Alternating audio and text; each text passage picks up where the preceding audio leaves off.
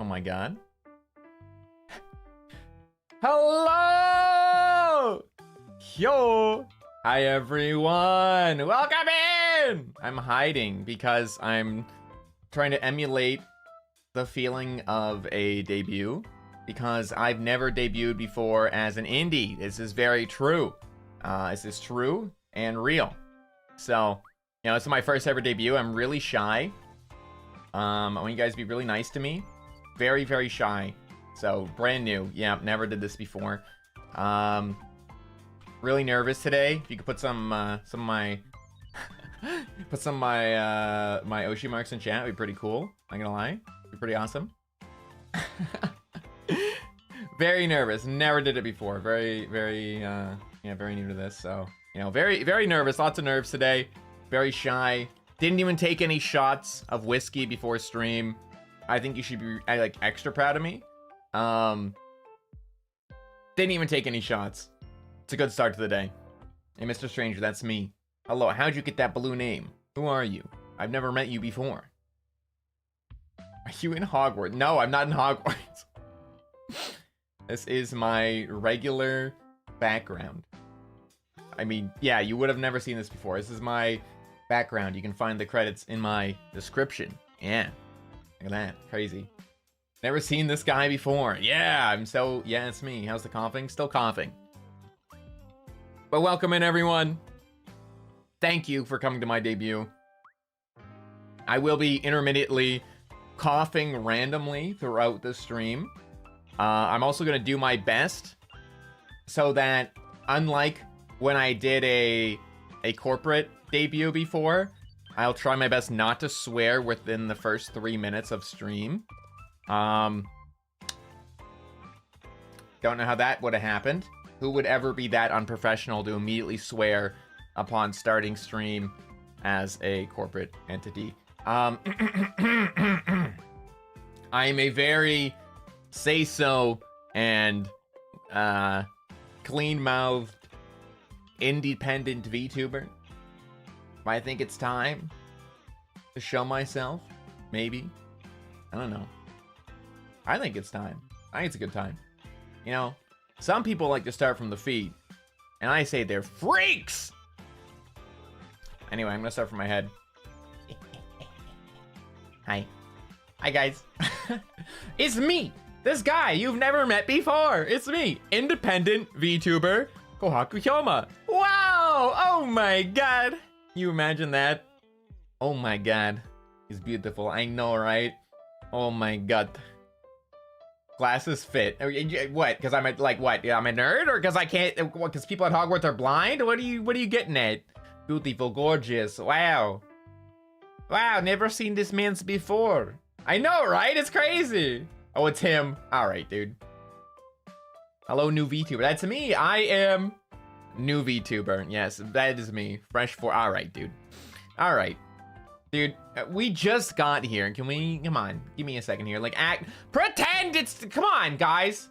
Pretend. It's like wrestling, all right? It's like wrestling, okay? You gotta pretend a little bit. Like, oh my god, he actually punched him. Come on, man. Come on. Let's just, you know, enjoy the pretend a little bit, okay? Damn, all right. So I'm very nervous. It's my first ever independent indie stream. Kohaku Hyouma, very indie. Titus Cat Girl, what? You use the pronoun he and then change to girl. You've been using the he pronoun the whole time. What do you mean you thought it was cat girl? Brother, you clearly did not think that! Anyway, hello VTuber, I've never seen. Alright. It's not good at pretending. It's okay. We will teach you how to pretend better. I pretend all the time. I also pretend that I'm a cat on the internet. Yes. I also do that. Yep. Meow meow. Hi everyone, welcome in. I'm really excited. We got some cool things in store. We have a debut slideshow. Wow, it totally is not the same one from a year ago that some weird fucking loser that was part of a corporate VTuber agency used. Cause like, God forbid, right? Like, I clearly had lots of time to set this up. Full disclosure, I thought about debuting in like probably like 3 or 4 days, and was like, all right, yeah, let's do it. That sounds like fun. And I did it while recovering from COVID. So, you know, I had lots of time to prepare this, clearly. So I have something completely brand new, surely. What if you maybe, I don't know. You'll have to wait and see till you get to my likes and dislikes. One thing that I think is important to mention now is, first of all, I have successfully moved all of my monetization over to myself now, which is good. I'm still waiting on YouTube to stop being like playing coy with me and being like, we're still waiting to approve your application for AdSense. But like, you know, it's there. It is gonna work. So it does work. Like, memberships still work, which is good. But everything has been moved over to me successfully, which is nice. Another big thing that I think is important to mention is that at the end of stream, the end of the slideshow, really, I have a couple of announcements talking about future plans and stuff I want to do. I mean, I have a set of goals as well that I want to accomplish, but beyond that, there are some plans for the future that are more like things we're going to act upon pretty much immediately or very, very soon in the future. Thank you. Thank you. Wow, my first ever gift sub or gift membership as an independent VTuber. Yippee! My first one. Yay! Thank you. I appreciate it. But we have a few things to go through. I think it's gonna be fun. I just want to be silly with it. I don't want to take things too seriously because honestly, it just isn't me. Your first of many. We'll see. I mean, first for sure though. Anono-san! Kite kurete arigato. Sashiburi. I get excited whenever I see Japanese viewers in my chat. Already has memberships? Yeah, dude. I'm like Hololivers when they debut, they're already like got their memberships ready and stuff, bro. That's me, big popular guy. Got your Streamlabs is all mine now. Everything is all set to me. So the trade-off is that I no longer have any monetary support elsewise. Martini! Martianese? Martianese? That robot needs to work on his speaking. Martini! Thank you for the 50. I appreciate you. Thank you. Thank you. Thank you. I changed the one other thing is I changed the currency for Streamlabs over to USD just because it's a little bit easier to keep track of, and a little bit more accessible to the majority of well, not the majority, but like a big chunk of my viewer base. I didn't hear it. Oh, sorry. I had the thing off. There we go. I turned it on again. Went to CAD because Canadian's not worth much money at all. That's why. Canadian is really cheap right now. Unfortunately, it's a very weak currency. Canadian is unfortunately a very weak currency, so I am putting it into USD. The corp? What corp? Corps aren't real. But we do have some fun, exciting announcements at the end. Lots of things to talk about. I'll get back into it more then. But for now, we don't talk about. We'll talk about it later. It's okay to talk about it a little bit afterwards. For now, pounds are expensive. Exactly. That's why I want to change off to USD to make it a little bit more accessible. Theoretical, yeah. We'll talk about it a little bit now and a little bit after. But for now, I think it's time to get started.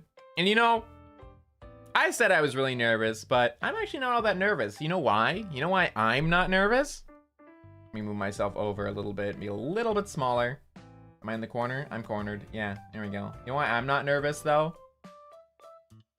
Because the ones that should be nervous, it's not me, it's you. Guess what time it is?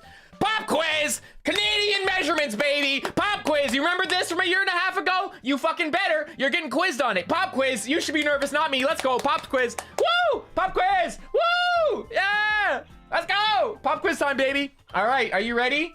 Are you ready? Yeah, I didn't study. That's the point of a pop quiz. You're not supposed to know about it. You're not supposed to be able to study. You're just supposed to know it. You got to know it, all right? Pop quiz, pop quiz. All right, we're back at it again. We're back at it again with Canadian measurements from a year and a half ago. I'm absent. Too bad. You're stuck.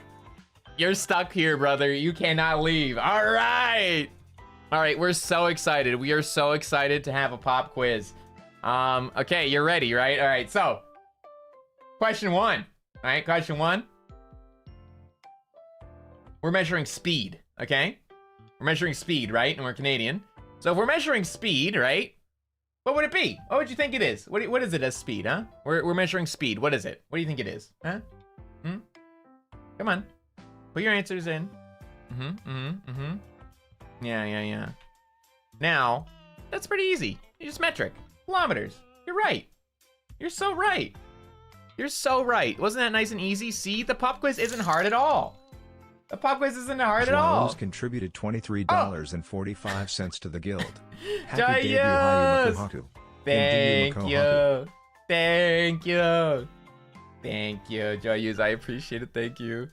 Now, see, we're easing you into it. We're saying speed. It's just metric. It's kilometers an hour. That's nice and easy. Now, what about distance?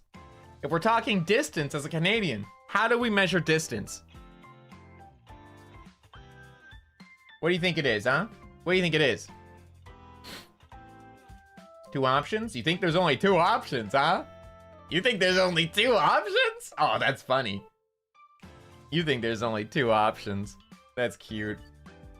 Now, first of all, if we're talking about distance, we need to also ask, is it about your height?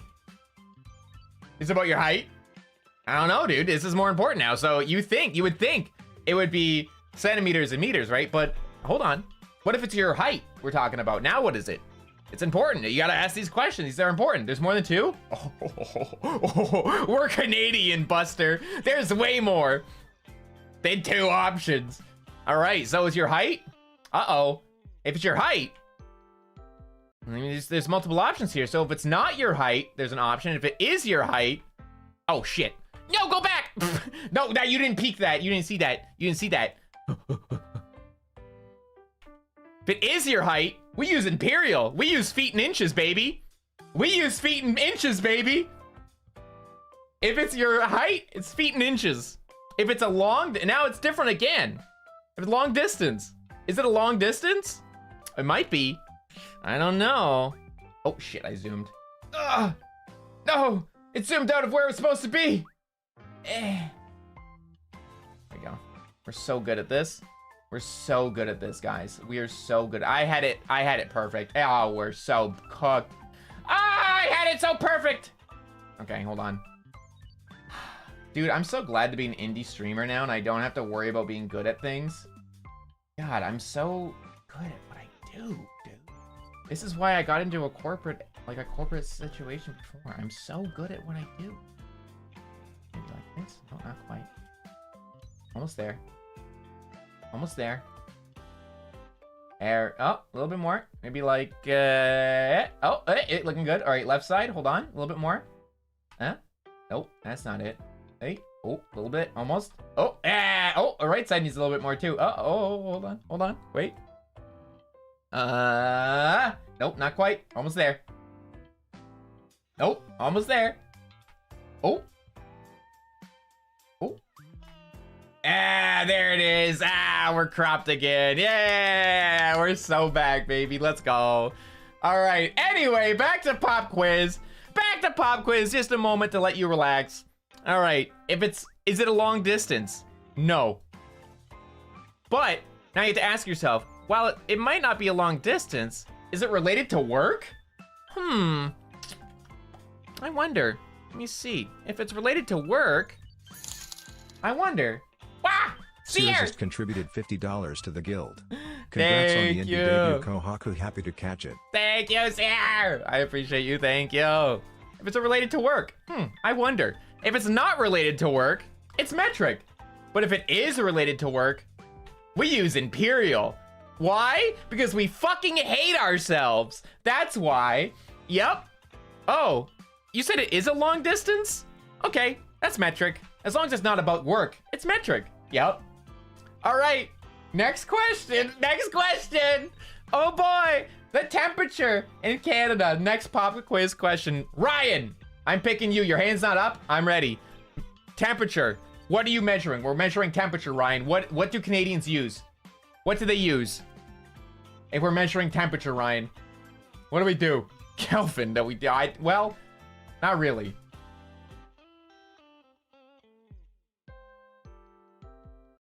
Ryan, don't run from the question. I know you're still here, Ryan. F? I don't know. It'd be more specific. Is it for cooking? I don't know. If it's more, you have to be a little more specific. If it's not for cooking, I don't know. We have to be more specific again. Is it a pool's temperature? I don't know.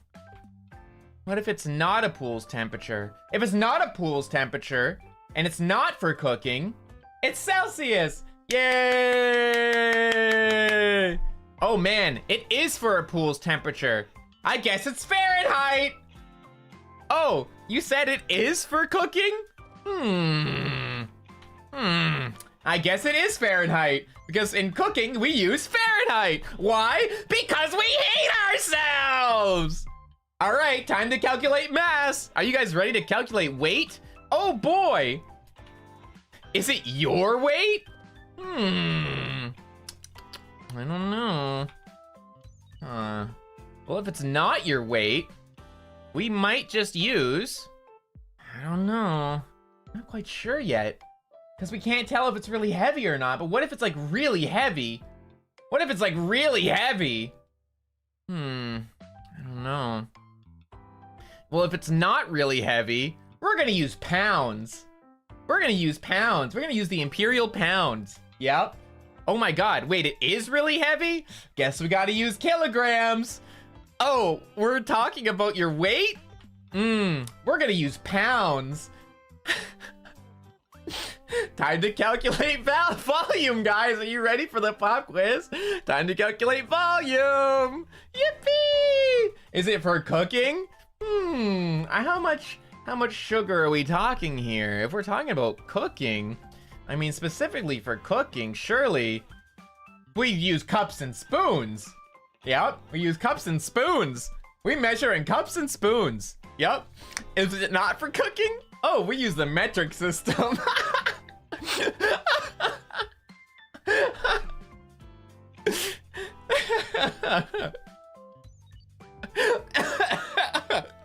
All right, guys.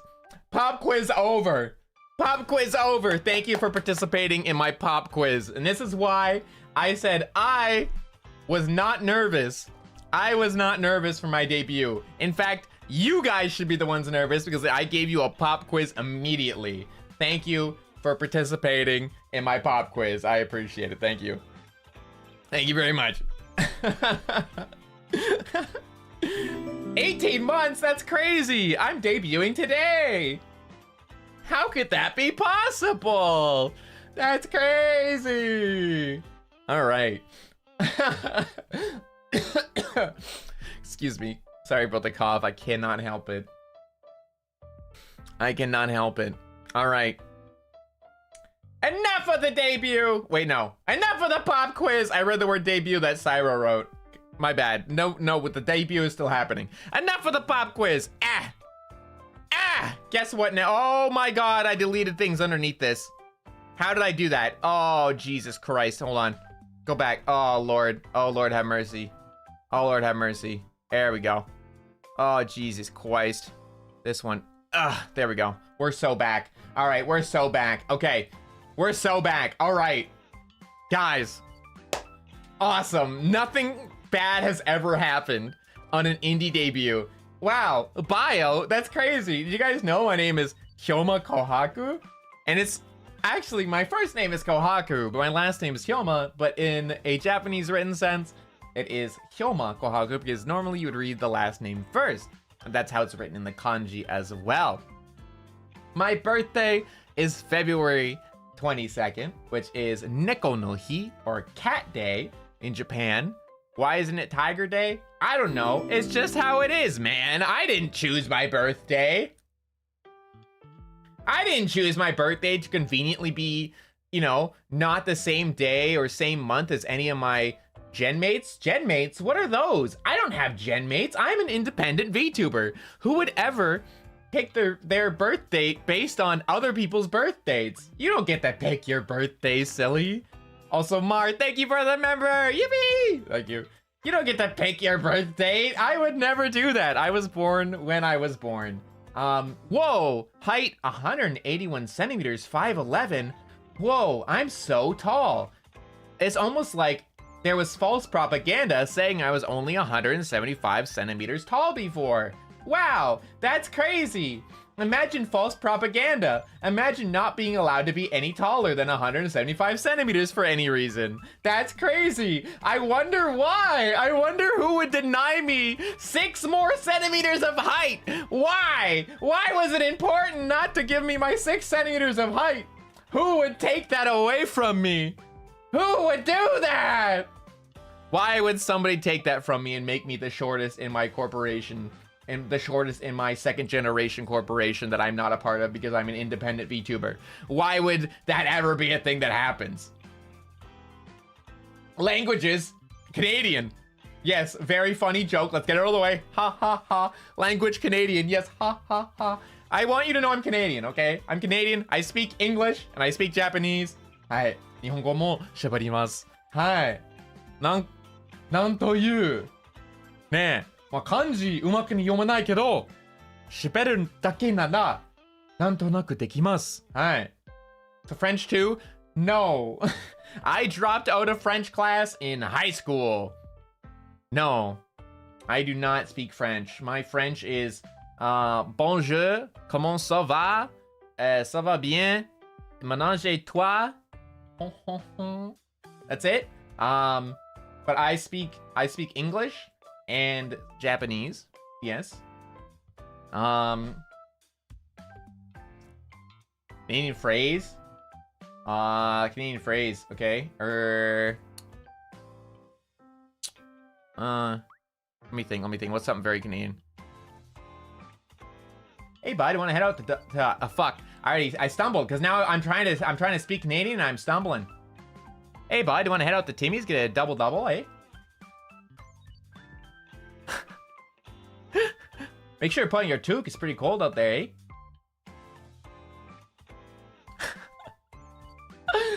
Oh, jeez. All right. Anyway, who am I? Who am I? My lore. I like lore. I think lore is fun. Some other cats, like red ones, don't have lore sometimes. We'll get into that later. I like lore personally as a blue guy. As a little blue guy myself. I am a former ICE, I-C-E, not mice, as an ice magic specializing adventurer. I retired after a party wipe to the Demon King. I was part of the Heroes party. Right? No, I spelled it out! Dude, I swear to God. I fled to this world after being pursued by the Demon King's forces. My goal is to open a tavern and an adventurers guild, which we're inside right now. Wow, look at that. Whoa, adventurers guild. Whoa, so cool. You should join. The membership is $2.99, $3, $4, $5 or something. I don't know. It's not that much. Come on, man. Please look how nice this place is. Anyway, discovered a love for games and anime, and at the end of the day, my biggest goal right now and things I want to do is I like making people laugh and smile. So that is me. In other words, I am a fucking neat who likes playing video games and streaming, and I'm a cat boy on the internet. That's me. We have a lot of fun. That's me. Yeah, a lot of fun. Thank you, Drive Martini for 18 months. Yippee! Holy Schmidt, that's intermediate. Thank you so much for intermediate. You do not have to member as intermediate. That is That is a big commitment. Thank you. I appreciate you. Thank you so much. Yippee! Yes, thank you! Thank you for the member. Thank you!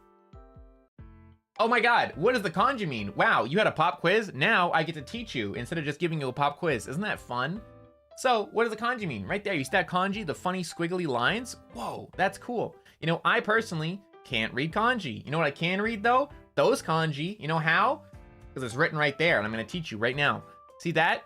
My name is technically Kohaku, but my title that I got in the other world that I'm from is Hyouma. And now the kanji there, the first kanji, is actually the kanji for ice.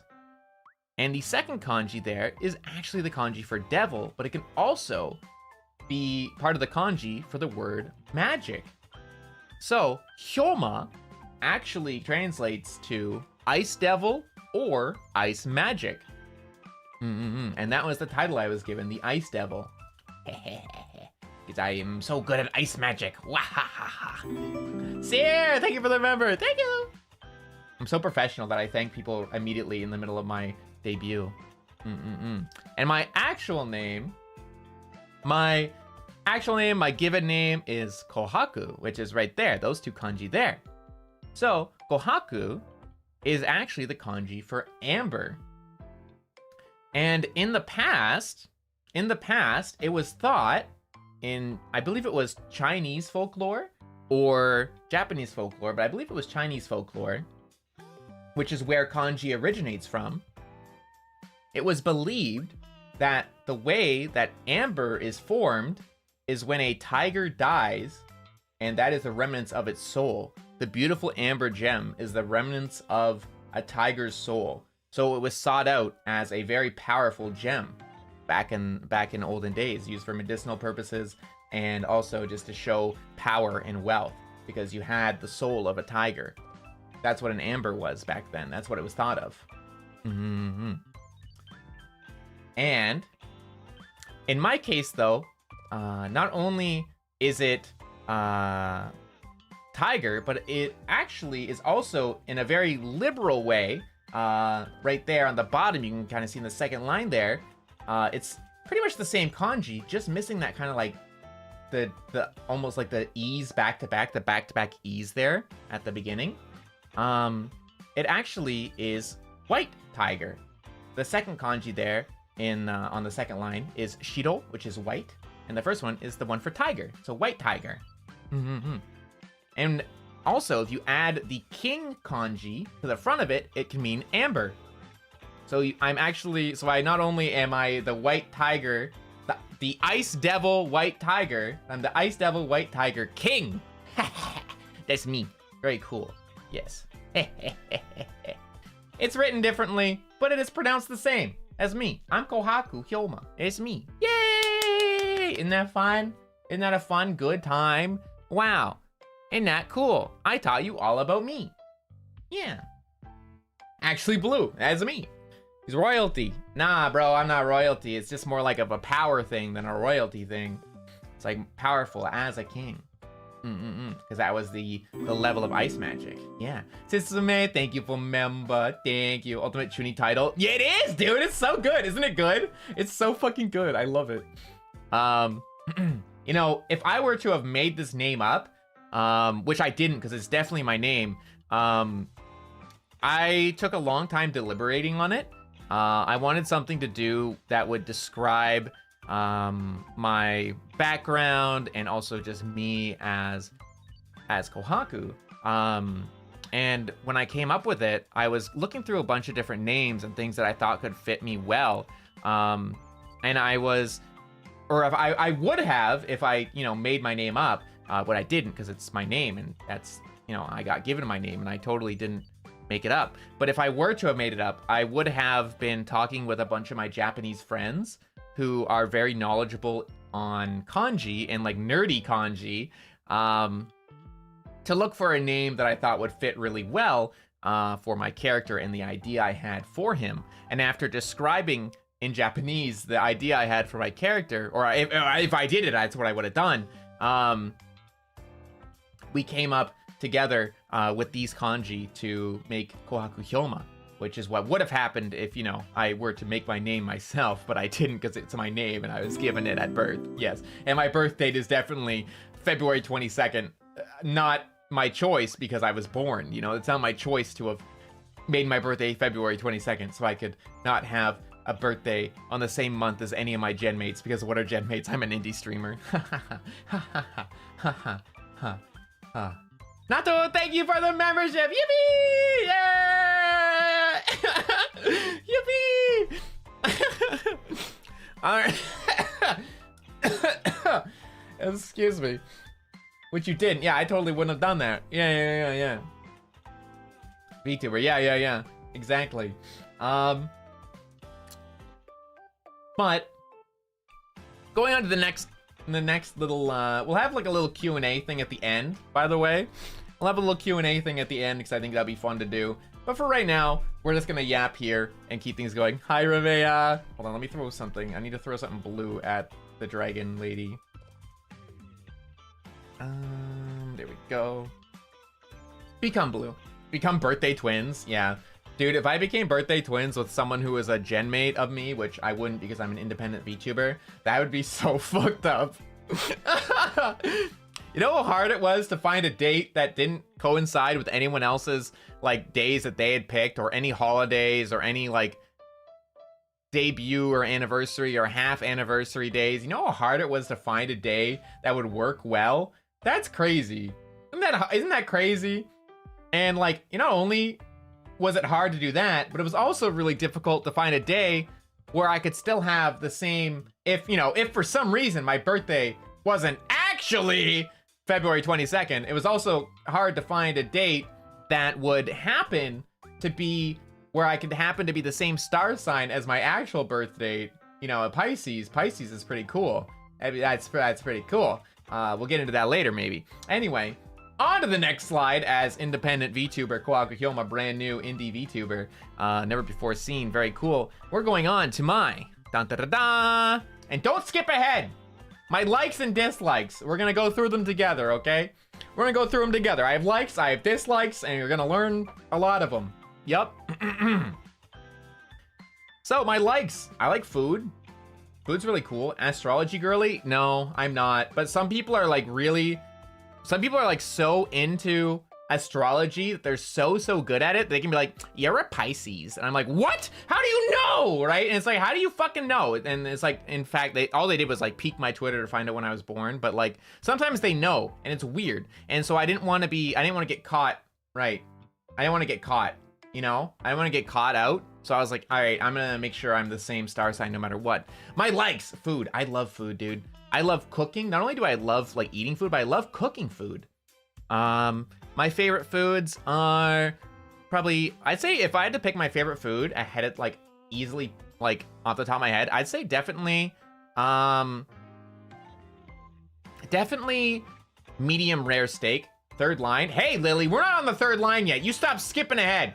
Stop skipping ahead. You cut it out. We're not there yet. I already said don't skip ahead. I love cooking. Hey, why are you looking at the fears? Why are you looking at dislikes, huh? That's skipping ahead, man. That's a bop on the nose. Oh, bop. I like cooking. I like eating. I'd say medium rare steak's probably my favorite thing. I love barbecuing. One of my favorite things of all time is going to like Korean barbecue or Japanese barbecue with my friends, and I will sit and I will cook for them. And it makes me so fucking happy to cook for friends at Korean barbecue and stuff. It's like so satisfying. It's so satisfying. I like sleep a lot. I actually have a sleep condition. I have a sleep condition where I, for the longest time, would sleep for like 16 or 17 hours a day. Because my body would just shut off halfway through the day, which really sucked. Luckily, really cool, just this December, I actually started some brand new medication for ADHD, and I don't mind disclosing that because that's fine. I think that's fine. And it actually helps me stay awake. For the first time in my life, it's been about a month now, I have not needed a nap during the day. To be fair, Not including the week I had COVID, because I did not take the pills that week so that I could sleep because I was sick as fuck. But outside of that, I can actually stay up through the entire day now. I still sleep. I can sleep a normal 7 or 8 hours a day now at night and like stay up for the rest of the day. I've never ever once in my life been able to do that before, and I'm so happy. I'm so happy. Need to use commas? No, you can tell that they're different and separated because they're tilted different ways. It's chosen like that as a design choice. I'm so happy. Okay, anyway, I love animals. I really like animals. Animals are like a big part of my life. I've always been surrounded by having pets and animals, you know, obviously coming from a different world and all. Where I used to live was in the middle of a forest. And so I was surrounded by wildlife a lot. So on all sides of me used to be forests. I've like basically lived in that kind of area for the whole beginning of my life. I'd go out like what I would do for fun back then is I would go out into the forest and look for snakes and like catch them and bring them home and like keep them as pets. Or I'd go out and like try to find bunnies. And I'd bring them home as pets too. Or I would take care of my horse or my chickens or my dog or my pheasant. Or my, you know, like I used to do a lot of cool stuff when I was younger because that's all I had to do. I was out in the forest. It's like waves. Thank you. That's the point. Thank you. That's kind of what I was going for, actually. Thank you for noticing. Thank you. I didn't have an iPad kid. iPads weren't a thing back then. And also, I was in a different world. Duh. Obviously, those weren't a real thing. What kind of snakes? The main snakes I would catch were garden snakes, milk snakes, which could go pretty big. Some milk snakes can get up to 4 or 5 feet long, and I used to catch those ones. They were bigger than me, and I would catch them as a kid. And then I accidentally caught a rattlesnake once. Never got bit, though. I was really good at catching snakes, so I did catch it once by accident. But I did catch it, and it was kind of cool. And I remember the look on my parents' face being like, what the fuck do you have in your hand right now? And I was like, he makes funny noises. I didn't know what he was. Anyway, I like nature a lot. A snake called milk snake? Yes. It's in Canada. I like nature. I skipped reading by accident. I really like reading.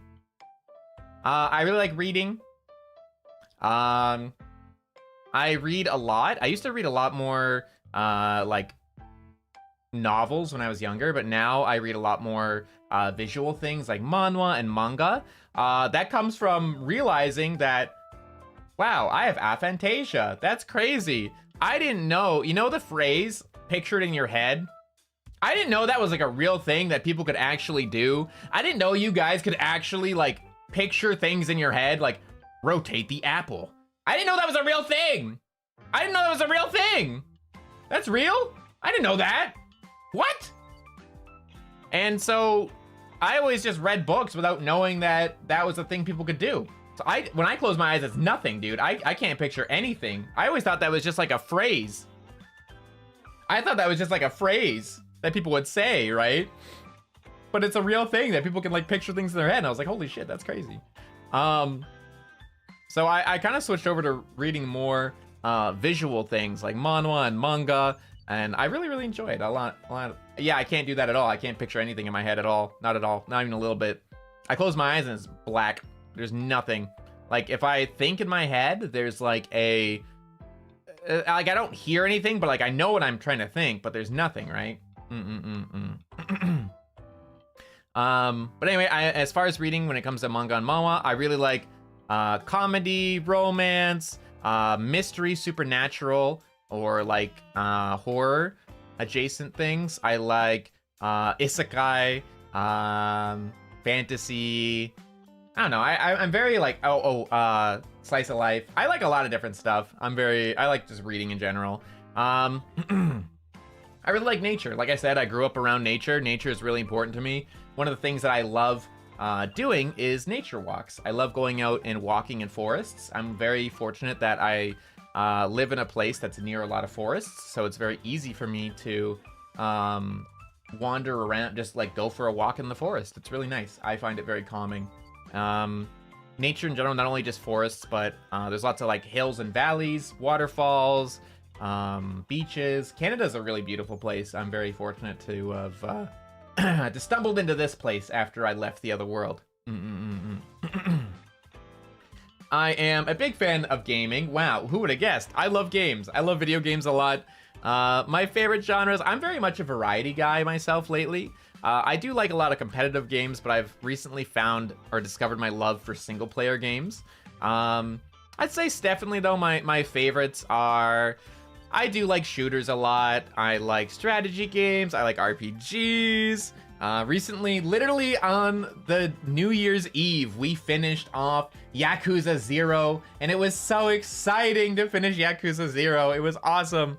Leia! Hello. Hello, owl attackers. Hello, Leia. Otsu stream, Happy New Year. Actually, I don't think I properly said that, since this is actually my first stream of the new year.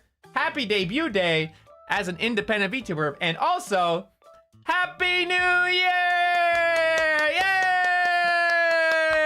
Yay! Celebrate 2026, baby! 2026 is gonna be a good year because it cannot possibly be worse than 2025. Fuck! I'll bitch about 2025 later. Anyway, 2026. Woo! Give it up for 2026! First stream of the year! First stream as an independent VTuber! Let's go! Woo! Awesome. You missed our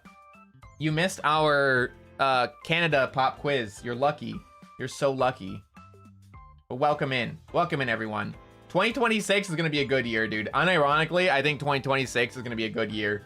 At least for me, I know I'm gonna make it a good year. Also, if you guys just came in from the raid, nice to meet you. I'm Kohaku Hyouma. I am a newly independent VTuber who has definitely never been in a corporate VTuber agency before. And if I were, I might have done that for about a year and a half now, and I might be kind of reusing my debut slides with some changes to them and just being a silly little guy later. Anyway, if you want to hang out, I appreciate you. If not, that's cool too, but I'd be happy to have you. Also, if you are new here, or even if you're not, please like and subscribe. I'm trying to learn how to be a proper YouTuber. I need to say like and subscribe like at least 5 times by the end of this like stream. So, you know, that's number 1. So just a little poke right there. All right. Anyway, where were we? I like anime as well. Wow, go figure. That's crazy. Imagine the anime Catboy on the screen likes anime. That's crazy. That's awesome. I can't believe it. I have been a big fan of anime for so long. Anime liker? Weeaboo. All right, dude, settle down. All right, Mr. Ember Ushi. All right, my voice broke. Another fun thing about me, I should add this to my dislikes. I dislike that my voice randomly breaks for no reason.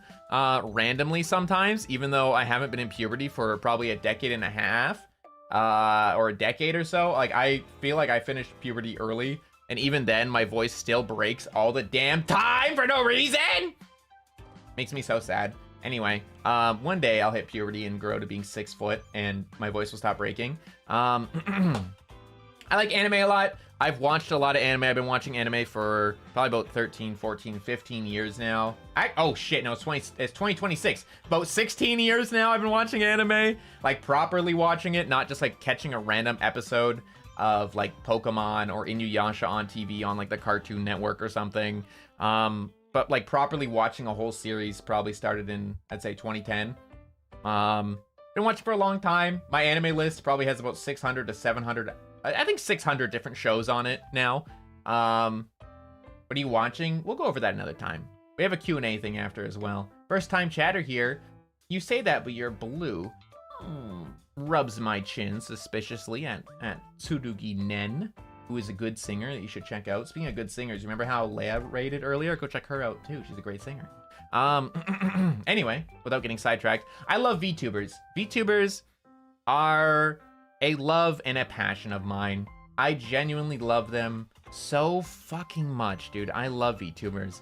I have been a fan of VTubers since 2017. That's right, motherfucker. I'm from the beginning. I am from the beginning.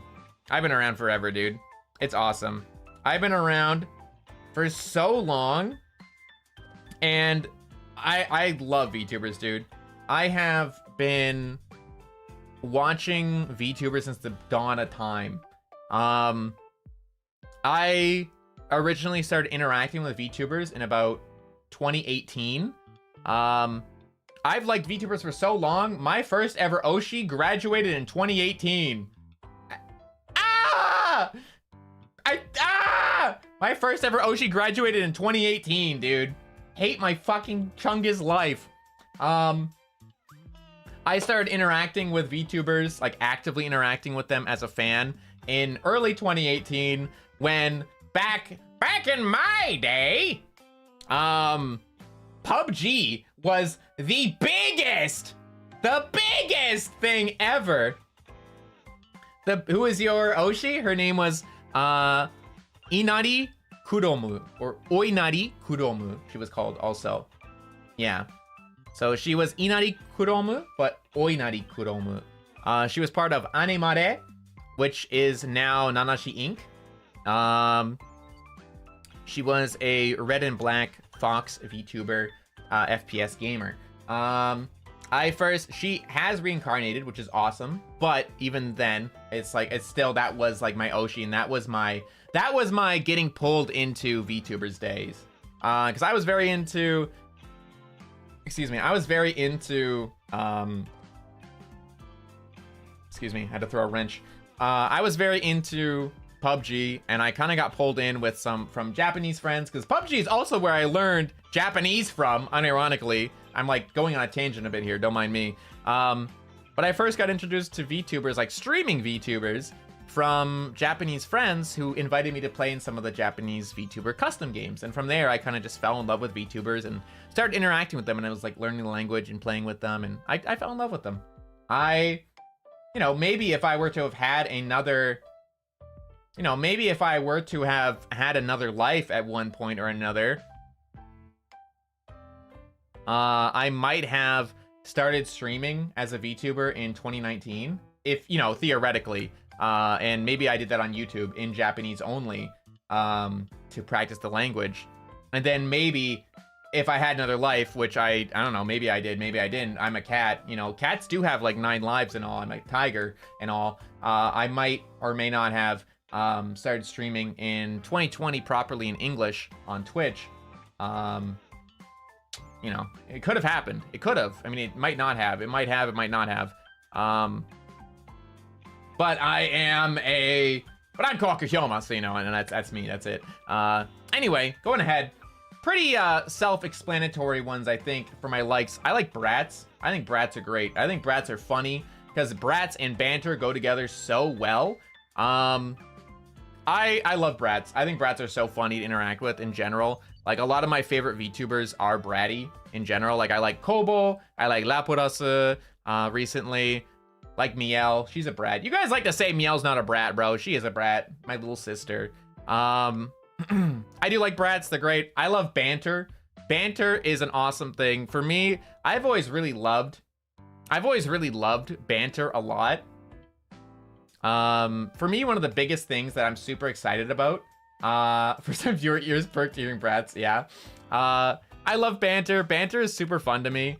One thing that, like, I think a lot of people were, like, wondering about or maybe curious about is that, theoretically, if me, Kohaku Hyouma, was in a VTuber company at one point, theoretically, if I were to have been in one as of last year, but not now because I'm an independent VTuber, that's me debuting today, a lot of people were wondering why I would, allow myself to be the main person being, like, picked on during banter moments, or, like, be, like, the main butt of the joke a lot of the time.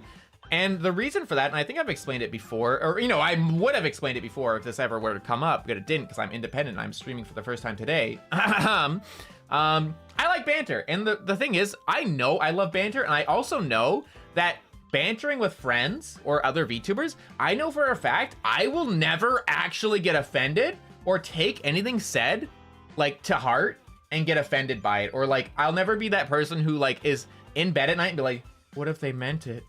Oh no, what if they hate me? I'm not gonna do that because I know it's banter. I know it's all good fun and silly and a good time, right?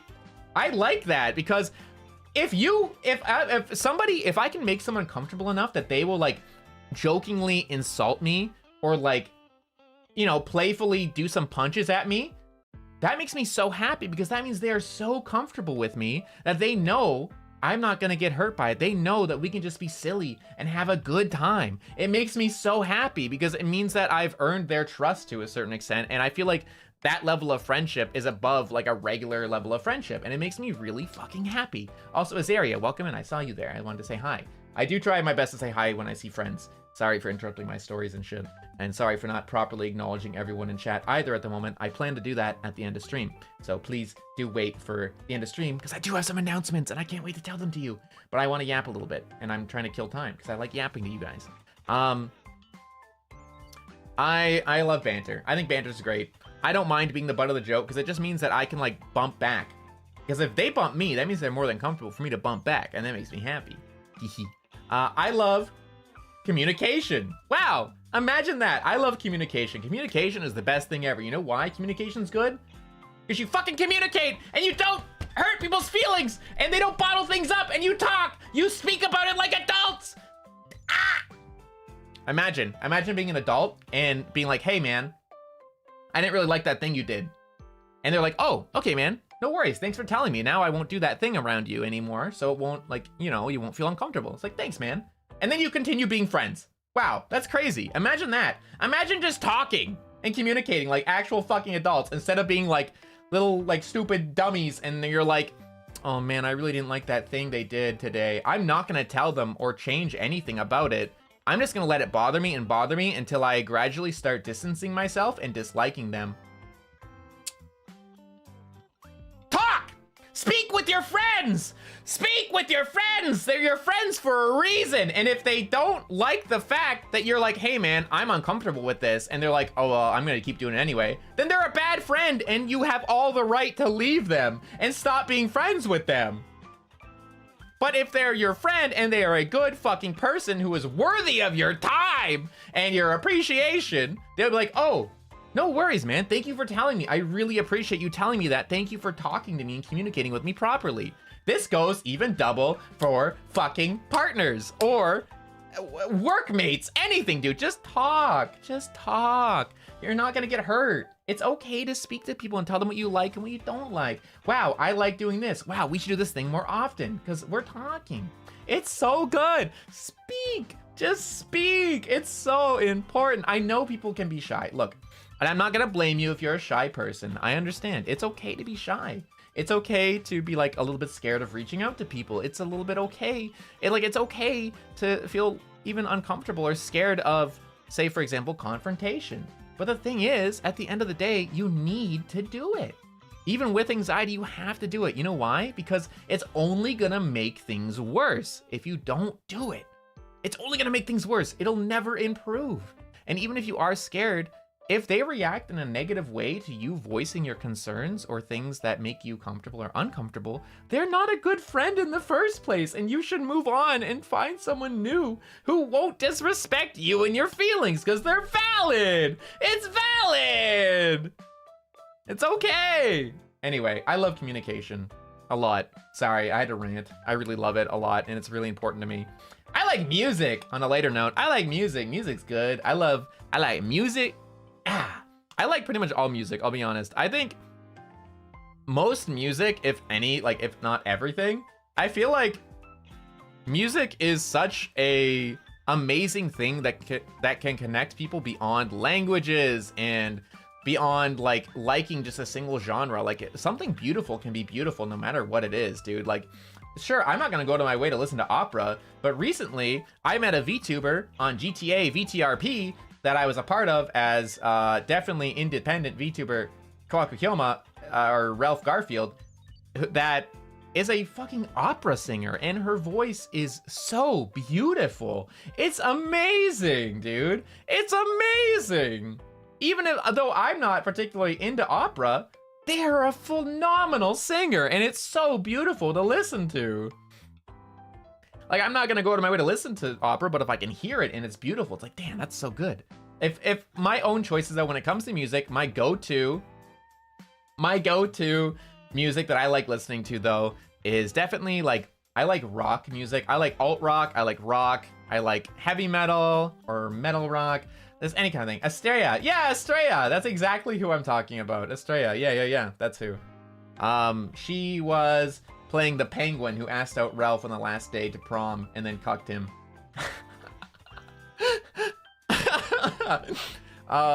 2000s rock, yeah, 2000s rock, but even older. I love like even older rock, like 60s, 70s, 80s, 90s stuff, everything. Like I really love rock a lot. I like pop. I like joke rap. I'm mainly into rock. That's like my main thing. I like rock a lot and pop. I like singing. I like singing that kind of genre. I like singing in general. I'm trying my best to get better at singing and enjoying singing more and get more confident in it. And I feel like this last couple years, if I were to have been a corporate singer or corporate VTuber, and I were to have released 2 covers and even did a duet for another cover, I feel like that really, really helped my confidence out a lot. I'm really, really happy that I was able to have those experiences, and it makes me excited to sing more in the future. So I hope you guys look forward to that. I love nail polish! Yay! I like nail polish! Yay! Here, I'll show you my nails. Look at this. Hand. You can kind of see it. It's kind of hidden. Put my hands out. Hands. Look at that. Nice. Nice nail polish. The jacket stays on until the end. You guys don't get to see me jack it off until the end. Funny sex bud. All right. I like nail polish a lot. It makes me very happy. I think it's like, aw, thank you for the member. I appreciate it. Thank you. I really love nail polish. I love getting my nails done. I feel like it is something that is, it's just like a really nice self-care thing. Whether you are I don't know, man, dude. Like I've always considered myself, like I would be open in saying that I'm straight. I'm a straight guy. And like, I feel like there's like a stigma for men. They're like, I must be manly and masculine. You know what's more manly and masculine than having big muscles and being mad at the world? Being in touch with your feelings and doing self-care and like appreciating others. That's more manly. I'm gonna say that right now. Being in touch with your feelings and understanding yourself and not giving a shit what other people think, that's more manly. I'm gonna be so real. Having big muscles is pretty awesome, I'm not gonna lie. But like being in touch with your feelings and just liking what you like and not giving a shit if other people dislike it, that's probably the most manly thing ever, just saying. I like getting my nails done. I like talking about getting nails done. I like doing other people's nails. I like doing my own nails. It's fun, dude. Now, don't get me wrong. I would love to have some nice big muscles. Don't get me wrong. But I am cursed with the body of a twink. And I got some muscle definition going for me. But my body has decided to curse me and go, your metabolism's going to be so high. When you talk, you'll lose weight. And so I constantly stuff myself with as much carbs as possible. But I'm stuck in the body of a twink. It's a curse, actually. I don't like it. I would like to be free one day. I feel like some of these other likes are pretty self-explanatory. Tomboys. I mean, come on, dude. Who doesn't like tomboys? God. Abs. Oh my God. Can you imagine a tomboy with abs? Oh my God. Bellies. Oh man, I love bellies. Bellies are my favorite thing ever. I love bellies. Whether it's abs on the bellies, it's a flat belly, it is a bit of a chunky belly. I don't care, dude. I love bellies. Bellies are the best thing ever. I love them. I like butts. Ooh, you ask me if I'm a boobs or a butts guy. Butts guy. I like butts. Ellie Birds, thank you for the members. I appreciate it. I love butts. I'm sorry, dude. Belly butts are made to be pressed. I love butts. I'm more of a butts than a boobs guy. I can say it. I can be controversial as I want. I'm a butts guy over a boobs guy. I'm sorry. You know what? Boobs are great. Don't get me wrong. Boobs are awesome. Don't be wrong. Some nice pecs as well. Not gonna lie, pretty awesome. But, I think butts are better. I'm gonna be so real. I think they're great. They're connected to the legs and they're on the other side of the belly. It's great. I like making people laugh. I like making people laugh. I think it's funny. I think it's a good time to make people laugh. I like making people laugh. It's like one of my favorite things. I think making people laugh is like the best thing ever, personally. It's definitely one of my favorite things. You skipped one? No, I don't think so. I don't think I skipped one. Skipped what? That's crazy. I don't really know what you're talking about, dude. We didn't skip one. Anyway, I love making people laugh a lot. I think it's really fun. One of the more important things for me is making people laugh in life. I don't know. I just found like I've always kind of liked making people laugh, whether that's like even when I was in school, I liked being a bit of a class clown. I tried not to do it in a disrespectful way, but I definitely did like making people laugh. I like doing it a lot more now that I feel like I'm a lot more comfortable with myself as a VTuber and as a streamer now. Excuse me. I feel like I'm a lot more comfortable with myself, and I feel like I can like be more open with my humor. And I really appreciate streaming because it's like the people who come to watch you or like hang out with you like you because of your humor or like you because of your personality. And that just makes me feel like I can be even more open about like my humor and making people laugh. So that just makes me really happy, man. I fucking love making people laugh. It makes me happy. I like documentaries. I really like watching documentaries. Like on YouTube, for example, especially if I'm just like chilling, playing like a more relaxed game. Dude, last year I was like going through it, I'm not gonna lie, and I spent a lot of nights playing Euro Truck Simulator 2 and watching documentaries on my other monitor. I watched so many YouTube documentaries. I watched like true crime documentaries. I watched some ocean biography documentaries. I watched a bunch of ancient civilization documentaries. I watched some what are some other ones I'm really interested in? I watched some space and astronomy documentaries. I watched some nature documentaries. Dude, I had so much fun. So kind. How many times did you crash while distracted? Not that many, because I was mainly just listening, and I would like watch to the corner of my eye, but I mainly was just busy driving. Guys, come on, I totally did not skip one of my likes, all right? I would never skip over anything, you know, tomboys, abs, bellies, butts, feet, making people laugh. I would never skip anything. That's crazy on my likes. I like conventions a lot. I think conventions are awesome, dude. I love going to conventions, anime conventions, VTuber conventions. They're the best. I'm so excited to go to conventions all the time. And likes brats? I love brats. So yes, Mina, unfortunately, I like you a little bit, I guess. You're fun to bug on Twitter, I guess. Your little silly tweets you make where you get bullied by your Oshis and you scream about them. It's very funny. Candace Worth drivers. I'm a good fucking driver, dude. I'm good, okay? But I love conventions. I like conventions a lot. I think conventions are so fun. Getting the opportunity to go see friends and other VTubers that I've known for years online. Or like friends that I've been gaming with for years and getting to go see them and like put a face to the, you know, the voice. And getting to see them go for like food or like get to just be surrounded. Dude, going to a convention and just going to the artist alley is probably the most magical fucking experience ever. Because everywhere you look, you're surrounded by other people who like the same things as you. No longer an outcast. Everyone here likes the same shit. 2, you're surrounded by the thing you like the most, whether that's anime or VTubers. 3, beautiful art everywhere, dude. Dude, and I feel like I could just keep naming things off, but like I love conventions, dude. It's so awesome. It's so awesome, dude. Conventions are like probably one of the times I'm the most happy in the year is going to a convention. I go to anime conventions, I go to VTuber conventions. I've gotten luckily enough to actually guest at some before. I love them. They're awesome. Cosplay. Oh my god, cosplayers are so cool. Speaking of cosplayers who are cool, Sisame, bless. Thank you for the Kohaku cosplays. They're always so awesome. They were like the highlight of my year last year. Friends. I like friends. Wow, imagine that. I like my friends. Who doesn't like their friends? That's crazy. I love spending time with people and just laughing and meeting new people. It's something I never really...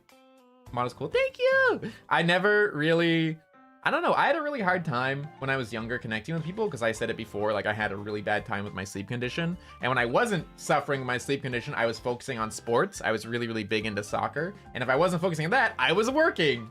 But even when I was younger, I was working. Ah, Mina, thank you for the member. Thank you. But like now that I'm a lot older, I value friendship a lot more. And I guess it's not like the traditional like go out and hang out with people IRL friendship, but to me it's like so special to be able to spend time with people and do the things we like, which is like play games or talk about anime or like watch movies together. Like we don't have to be together to enjoy friendship, and I fucking love that, man. I value friendship so much now. I love collabs. You're gonna see a lot of collabs on my channel.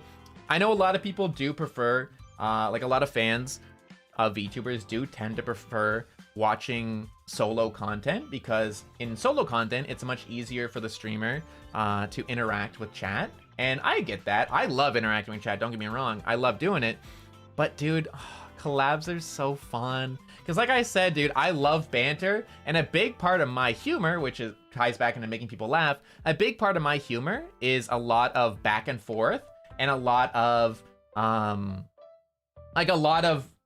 reactionary humor. I feel like a lot of my humor is very reactionary based. So when I can like collab with people and talk with them and like react off things they say and do, it makes me have so much fun.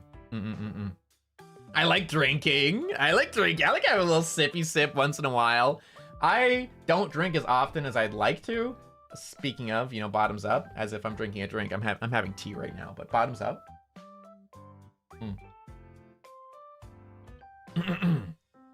I like drinking. I'm definitely a social drinker. I like drinking with friends. I don't really like drinking on my own too much, unless I'm streaming. If I stream and have a drink, then it's fun because I'm not alone. But I like drinking when I'm in public, like with my friends and stuff. I like having some drinks. I feel like for me, I'm a happy drunk though. Like some people are not good drinkers, or they get drunk like immediately and it's just like a bad time. I mean, not a bad time, but like a harder time, right? Excuse me. I like drinking because it makes me a really happy person. When I drink, it takes a lot. Unfortunately, I have a high tolerance, and I say unfortunately because that just means I have to spend more money and drink more, which means more trips to the bathroom and more trips to the bank. I get like very happy. I just get very giddy. I start like laughing a lot more, and I'm smiling a lot. I just like, I turn off my filter and I start like being all giggly, and I like saying stupid jokes, and I'm just smiling a lot and laughing at everything, dude. I will laugh at the fucking stupid TikTok jokes. I will laugh at the millennial 6'7" if I'm drunk.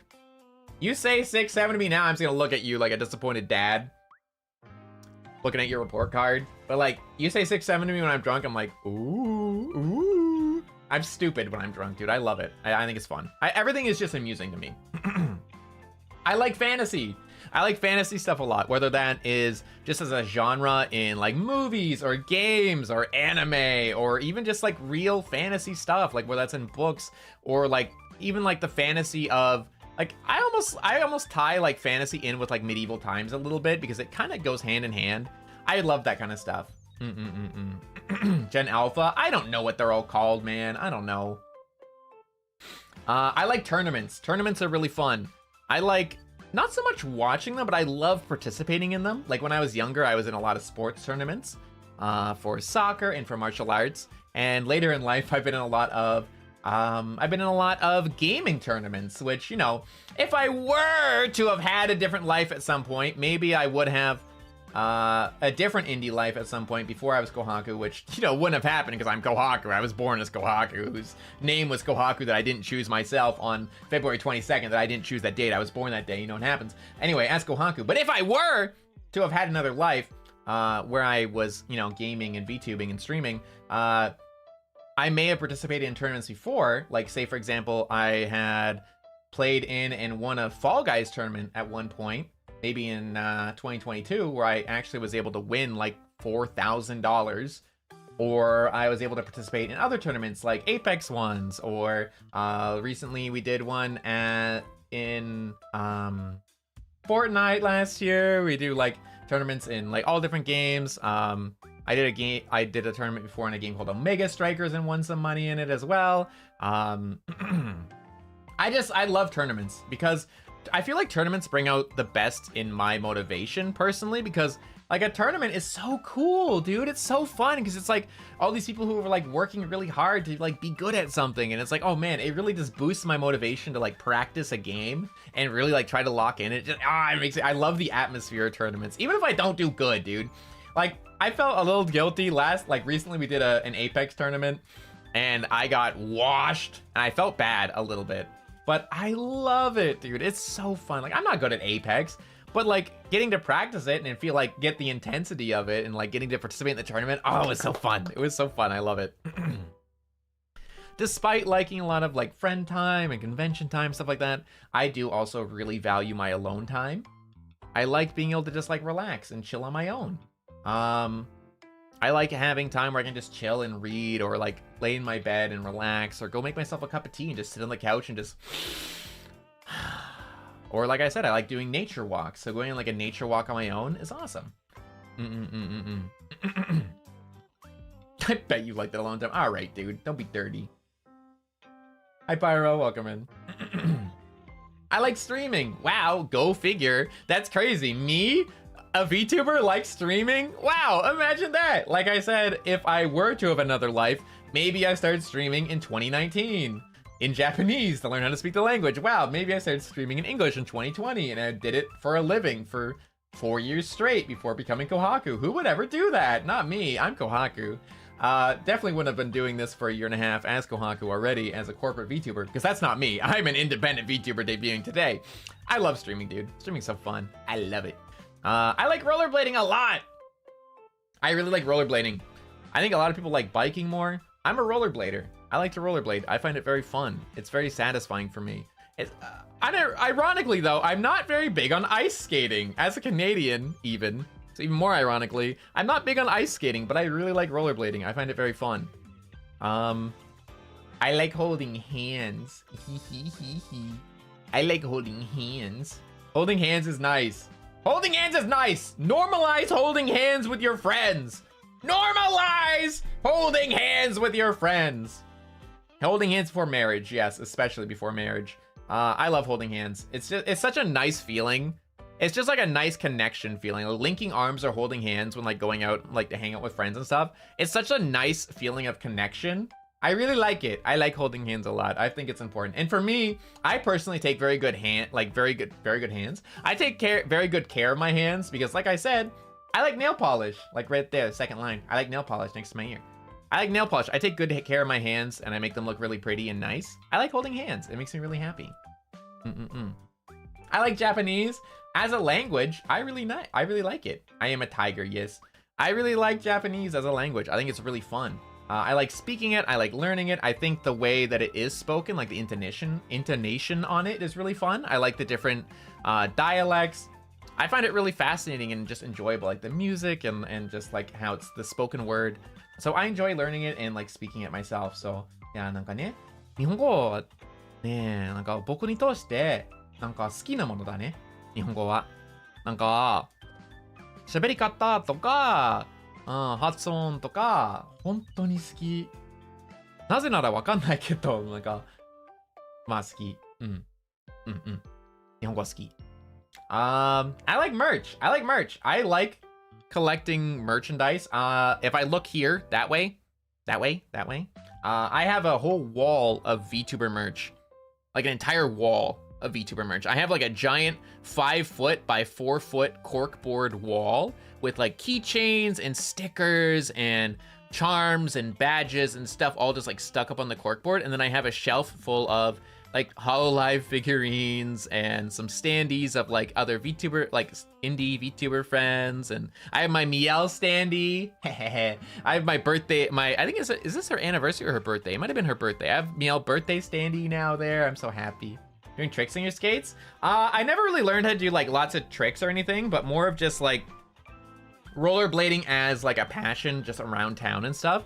I used to try to learn tricks and stuff, but I ate shit too often and fucked up my knees a little bit. And I was like big into martial arts and soccer, so I didn't really want to fuck up my legs. So I was very careful and like was more just chill with rollerblading. Do you have any merch yourself? Yes, I do. One of my most treasured things, I have a poster on my wall.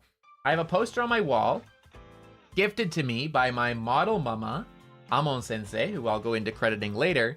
I have a poster on my wall that Amon Sensei gifted me, and it is a art of myself in my first outfit, which we'll show that later as well.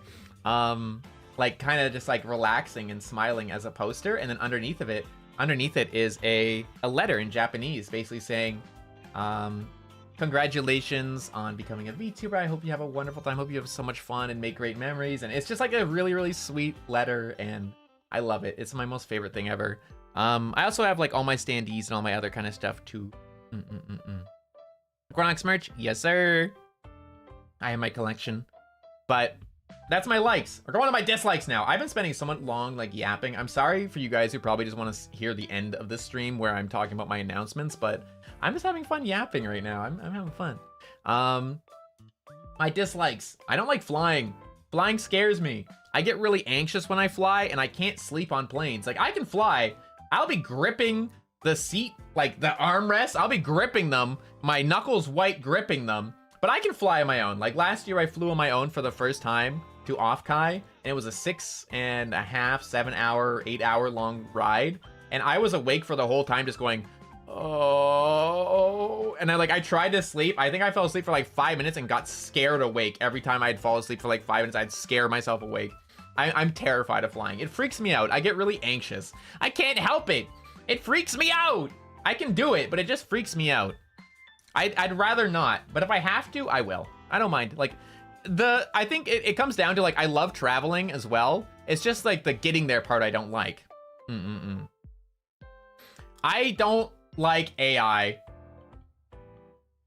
Now, I won't say I dislike all AI. There's some AI that is insanely good for the world. There's AI that helps detect cancer in like X-rays or like brain scans. Like there's AI that can like actually benefit us as human beings so much. There's such good AI in the world that can be used for so many good things, whether that's making creation, like as far as like just mundane tasks faster, or like detecting cancer, or like helping scientists detect things in space better, or finding or helping like to calculate mathematical equations quicker. All that other kind of stuff is completely good. Like there's a lot of really good AI, or AI that can help doing measurements and making things that are safe for construction. Like once it's trained properly, there's lots of really good applications for it. However, I fucking hate any sort of AI that gets mixed in with any sort of creative purpose. Fuck any AI that's in a creative like area when it comes to a place of art. And I say art as in not only actual like illustrations art, but animation, or design for characters, or writing, or screenplays, or there's so many different things that should be human, or like acting, or like putting out together like fucking, I don't know, anything, scripts. All that stuff should be human. That's the whole point of art, is to have a soul and love. That's the whole point of art, man. So any of that kind of AI, I hate that shit. And I especially hate the shit that's going on fucking Twitter right now. Some nasty bullshit. Oh, you sniped Abba, holy shit. Nice snipe. Elliverse, thank you for the 5. Thank you. I think we might actually unlock a new emote slot with that. I don't know, maybe. I'll have to check. But I fucking hate you edit image fucking derogatory, dude. That shit is so stupid. The profits, I hope. You know what else I hate about AI? That it's making RAM and GPUs and CPUs so fucking expensive. I'm never gonna be able to upgrade my fucking PC. I'm gonna be stuck with my shitty PC forever.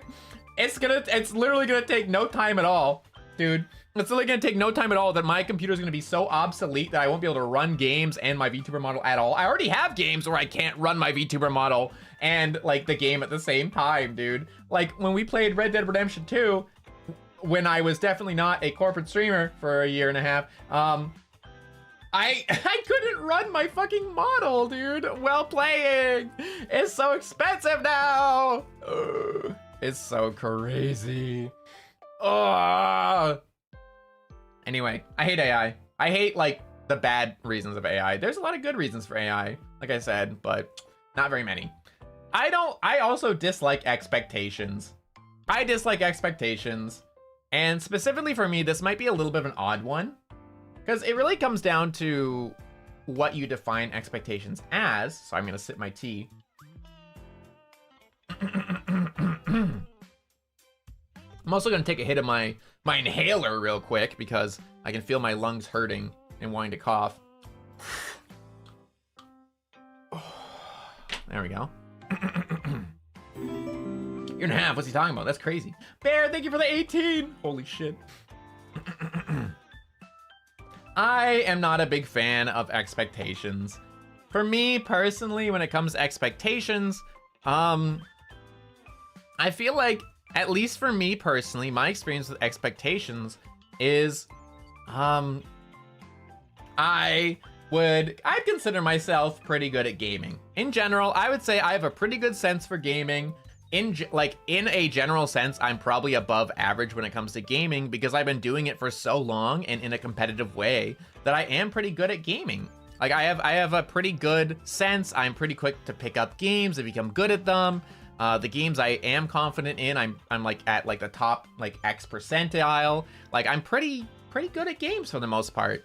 However, I really don't like I don't like having expectations on me that I'm going to be good at every game, or that just because it's me that I will be good at games, right? Like for example, I did mention this before, I think, but recently I was in an Apex tournament, and that tournament, and I liked the tournament, don't get me wrong, I had a lot of fun and I really enjoyed it, and I don't blame anyone for it. It was kind of my own fault. But the Apex tournament, originally how it was set up was that the team Apex, teams of 3, would have one professional player on it, one advanced player on it, and one beginner. And I don't play Apex. I play Apex maybe like 3 or 4 times a year. I've never claimed to be good at Apex. I mean, I played it before and I've gotten to like the very lowest tier of diamond before because I was playing with friends and just like grinding and I barely got there. I'm not great at it. I'm okay. I'm okay though. Like I'm all right enough. And I said like, don't sign me up as an advanced player. You're the pro? Thank God, no, I was not the pro. We had a proper pro player on our team, but I was signed up as the advanced player. And all the other advanced players that were in the tournament were either high diamond, masters, high diamond or masters, or they played the game as their main game. So they were playing it like 2 or 3 times a week, every week. And I only played it like 3 times a year, right? I don't play the game. I don't. The last time I played Apex was, I played Apex to join a tournament for fun. So before this tournament, I played in a tournament for fun where I got washed. And before that, I played in like 2 collabs. And that was it. Diamond, you just say your nets. Yeah, because I got Diamond 4 years ago in that game. And since then, I haven't properly played at all. I don't play the game. So I was like, sign me up as beginner. And they put me in advanced anyway. And I was like, oh, okay. Sorry. And I tried my best to get good enough to be a advanced player, but I couldn't keep up with the other advanced players. And I felt really guilty to my team because I wanted to do good for them and like help them out. But I just couldn't live up to those expectations. And it made me feel really bad and guilty. And I don't like expectations because a lot of times expectations are really high. And when you can't live up to those expectations, it just like, it hurts, right? It makes you feel a little bit bad about it, right? Yeah. It makes it a little bit hard. The model's amazing. Thank you. I appreciate that. But yeah, I don't really like expectations that much. I think some expectations can be really nice and like, you know, they can be okay, but a lot of them tend to have a negative connotation if you can't live up to it. So you're a diamond, you just don't play it. I said that I don't play it. I never mentioned my diamond rank at all. And that was before I was even Kohaku. I was playing like solo. I didn't even like stream that game before as diamond, so. I also dislike gossip. Wow, imagine that, dude. Fuck gossip. What are we, teenagers? Are we in high school? And if you are, don't answer that. Please, God, protect yourself. Don't say yes. But for the love of God, dude, come on. I hate how much gossip there is in fucking VTubing, dude. It's crazy. Like, just mind your business. The amount of people that put out like personal things like, oh, so here's my document on so-and-so because they were mean to me once. It's like, bro, shut up. I'm sorry. Like, if it's an actual crime or something, then okay, yeah, I can see why you're like, be careful. But if it's a crime, give it to the fucking police. Give it to the authorities. Like, there doesn't need to be those Google Document. Yeah, those don't need to exist. If somebody is like a problematic person, I think it's okay to like air that a little bit. Like if they're going out of their way to do bad things, it's okay to like air it a little bit among your friends privately to keep your friends safe. But like the amount of crap that goes out is crazy. Drama, yeah, no, like drama, a lot of it's nothing burgers in the first place. I think one of the other things I really dislike about gossip is that sometimes people will hear a thing of gossip, right? And they'll immediately believe it. And that definitely has to do with COVID. I'm gonna be so honest. That has to do with people not going to school for like years because of COVID properly, like, or not like having any sort of critical thinking for years. And I completely blame AI. I completely blame fucking the years of COVID, people not being taught properly. But it really comes down to people just not having critical thinking. Because they'll hear one thing, immediately believe it, and then think the worst about somebody without actually confirming it or like talking to them themselves. And it's just like a really sad thing, I think. I really don't like that. One of the things that I think is the most devastating, also, hello. Sorry, I'm yapping about my dislikes right now, and we're talking about gossip. One of the things I dislike the most, and one of the most devastating things in my opinion when it comes to gossip, is say, for example, there's 3 friends, right? There's 3 friends. They all know each other. And friend 1 and friend 2 get into a disagreement, right? And friend 3 doesn't know about it because like, yeah, they're friends, but they're not like all like super close all the time, right? And friend 1 goes to friend 3 and says, hey man, friend 2 said this and did this to me. And like, I don't really want to talk to them anymore. Like you can still hang out with them if you want, but like, you know, it's kind of, And then friend 3 immediately believes what friend 1 said and just stops talking to friend 2. Meanwhile, if friend 3 could have just, instead of just believing gossip immediately, was like, hey, you, friend 2, who's my friend, what happened, man? Are you like, okay, what happened? Why did you do this? Or why did friend 1 say you did that? And they'd be like, oh, this is what actually happened. And then it's like, oh shit, it's a completely different story. Or it's like, oh shit, they're both at fault. It's not one-sided. It's, you know, it's a mutual disagreement and it's like a nothing burger. It's between them and has nothing to do with friend 3. So like, they don't have to be concerned about it.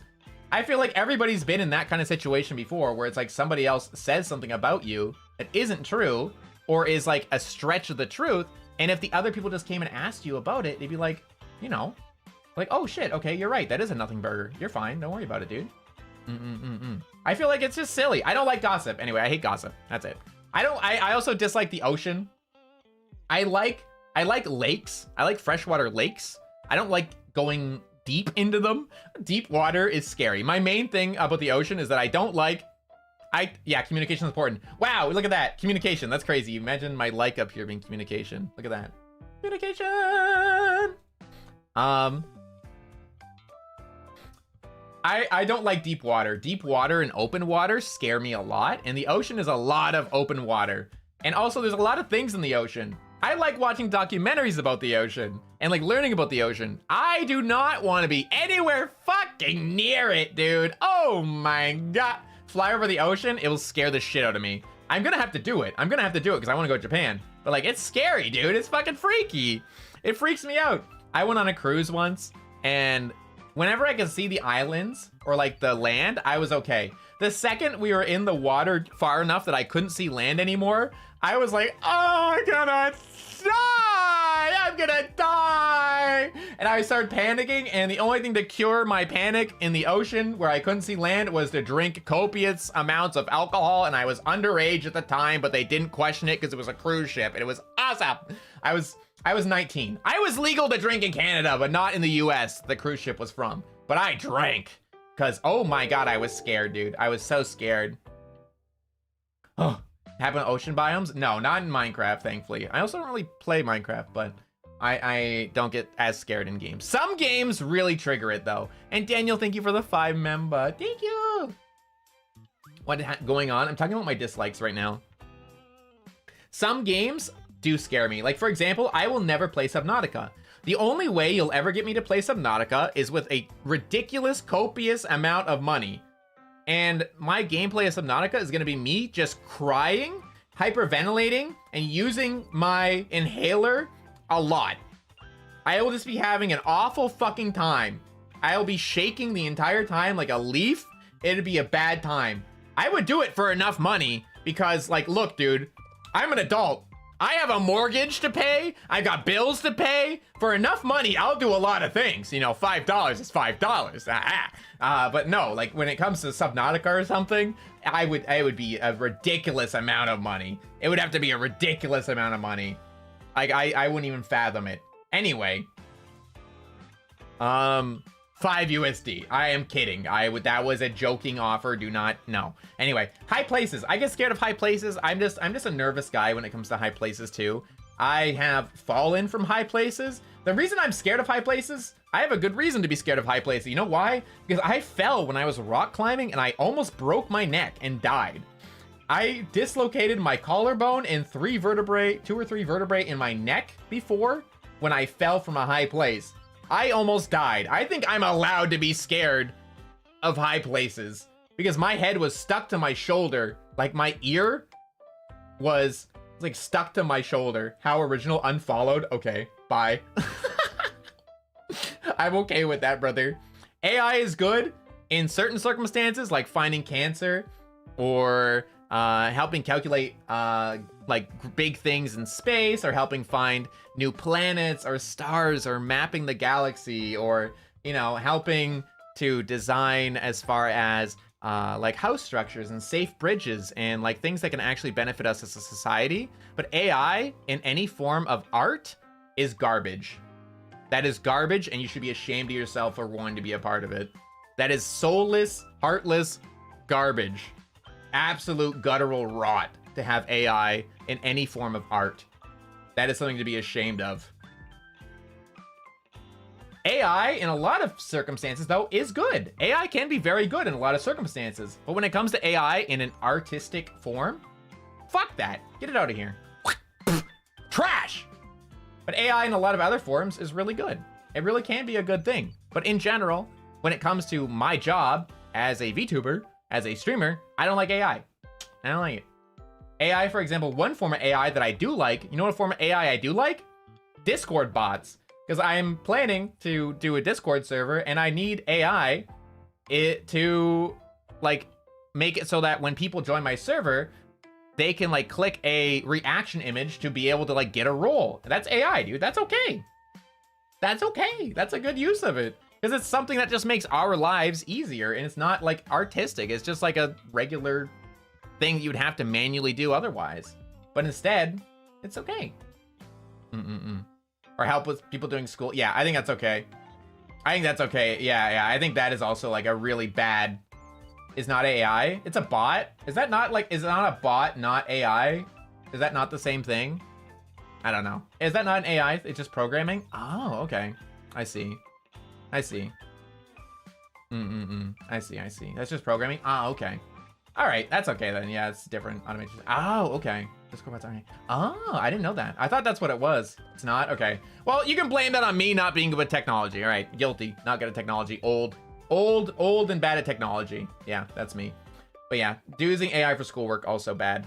Old and bad at technology. Guilty. I have white hair, dude. I literally have white hair coming in this year, not even just as a VTuber, but as an actual human being. I have white hair coming in this year from how awful 2025 was. But yeah, I am scared of high places. I don't like hackers. I don't like hackers. Hackers are awful. Hackers suck because hackers ruin my favorite game. They ruined my favorite game. Dude, I loved PUBG. I really loved PUBG. I was so passionate about that game. I was so passionate about it. I had so much fun. But the problem with a hacker in PUBG is that those games in PUBG on like one of the bigger maps, the 10x10 maps, they're like 30, 40 minutes long. I loved that game, but if I played 30 minutes and was like doing super well, I was in a good position, I was reading the ring well, I got good kills, I was positioning well, and I got killed by some fucking spin botter sitting up on a fucking hill who doesn't even see me on their screen, it pisses me the fuck off! Oh my god! It made me so mad. I hate hackers. Yeah, they gotta make their games more secure. I mean, yes, they have to make their games more secure, but on the turn of the hand, the other side, if people just didn't hack like scummy fucking bitches, you wouldn't have to worry about that. Like, dude, come on, man. I hate hackers in games, dude. Like, come on, dude. Fuck that, man. I hate hackers. And also hackers that, you know, hackers in the form of like people who steal from others and go out of their way to ruin other people's lives with hacking, whether that's like stealing their information, keylogging, that kind of stuff. I put that all under the same thing. I feel like that's significantly worse than hacking in a game, but even then, hackers as a whole, don't like it. Before stream much, I'm like, I didn't know that. I don't like being ghosted. Being ghosted sucks.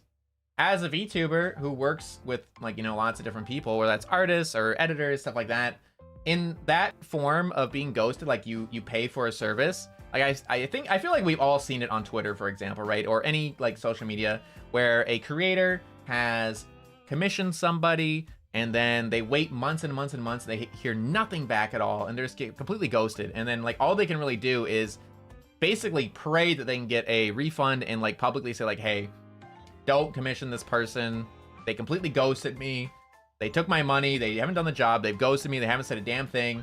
It sucks getting ghosted. That situation sucks so bad. And like even outside of a more business transaction ghosting sense, like when somebody ghosts you as a friend, that fucking sucks ass too.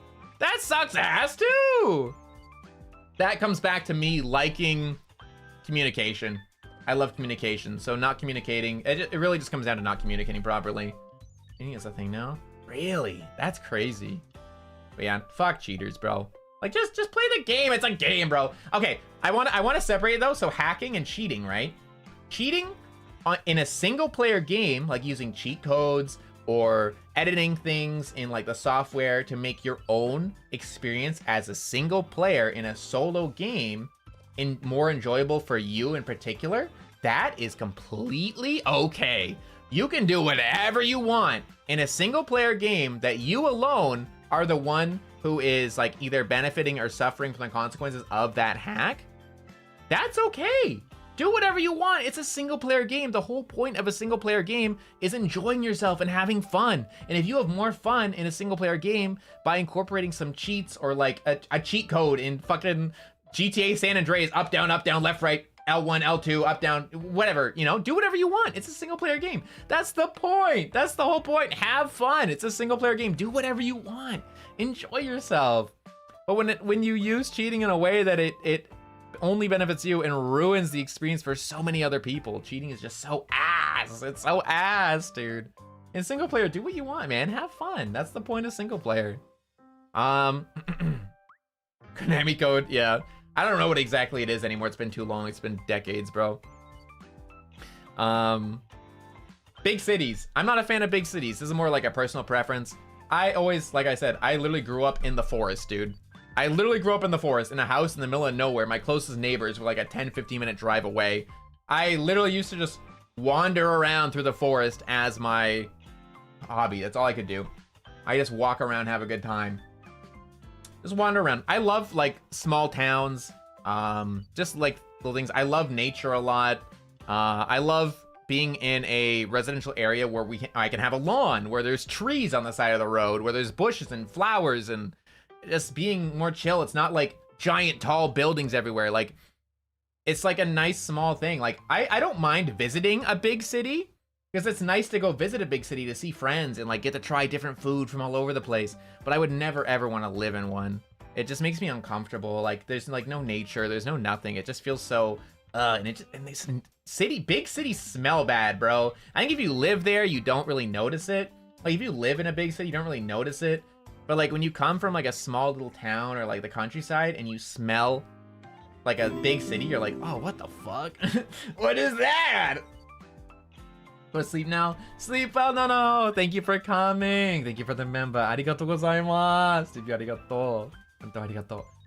And thank you for the happy indie day. I appreciate it. Also, happy new year 2026. I'm saying it again because I know people are here again, like have like came in again recently, right? Some people have come in recently. Some people already heard it. Some people haven't heard it yet. But happy 2026. It is technically my first stream of 2026. It's also my first stream as an independent VTuber. Let's go! Big W, baby! 2026 is going to be fucking awesome, dude. I can't wait. I have lots of good plans. Excuse me, a little burp there. I have lots of amazing plans for 2026. I can't wait to talk about them with you soon. We're finally almost done. My likes and dislikes that I've been yapping about for like an hour. I'm so sorry, but God, I love talking. I have lots of plans for 2026 and lots of things that I want to do and try, and I just want to do my best with it. I think it's going to be a good year. I feel like 2025 was a really bad year for me. I had a bad fucking year, man. I did not enjoy it. There were some good ups. There were some good things about 2025, and I would say that there were like enough good things that it kind of balanced, but in general, 2025 was pretty rough on me, dude. Literally just the end of 2025, 1, I lost my job. 2, I got COVID. Yeah, those are the main 2. I was thinking of was there a 3? But no, I don't think there was a 3. But those 2 alone were already pretty fucking bad. You know, those are pretty bad to end the year. 2025 sucked. I didn't like 2025. 2026 is gonna be a good year though, and I'm gonna make it a good year. I can't wait. Also, my final dislike, I don't like studying. I don't like traditional studying. I always had a bad time with it. I always had a really hard time with traditional studying. I was never really good at it.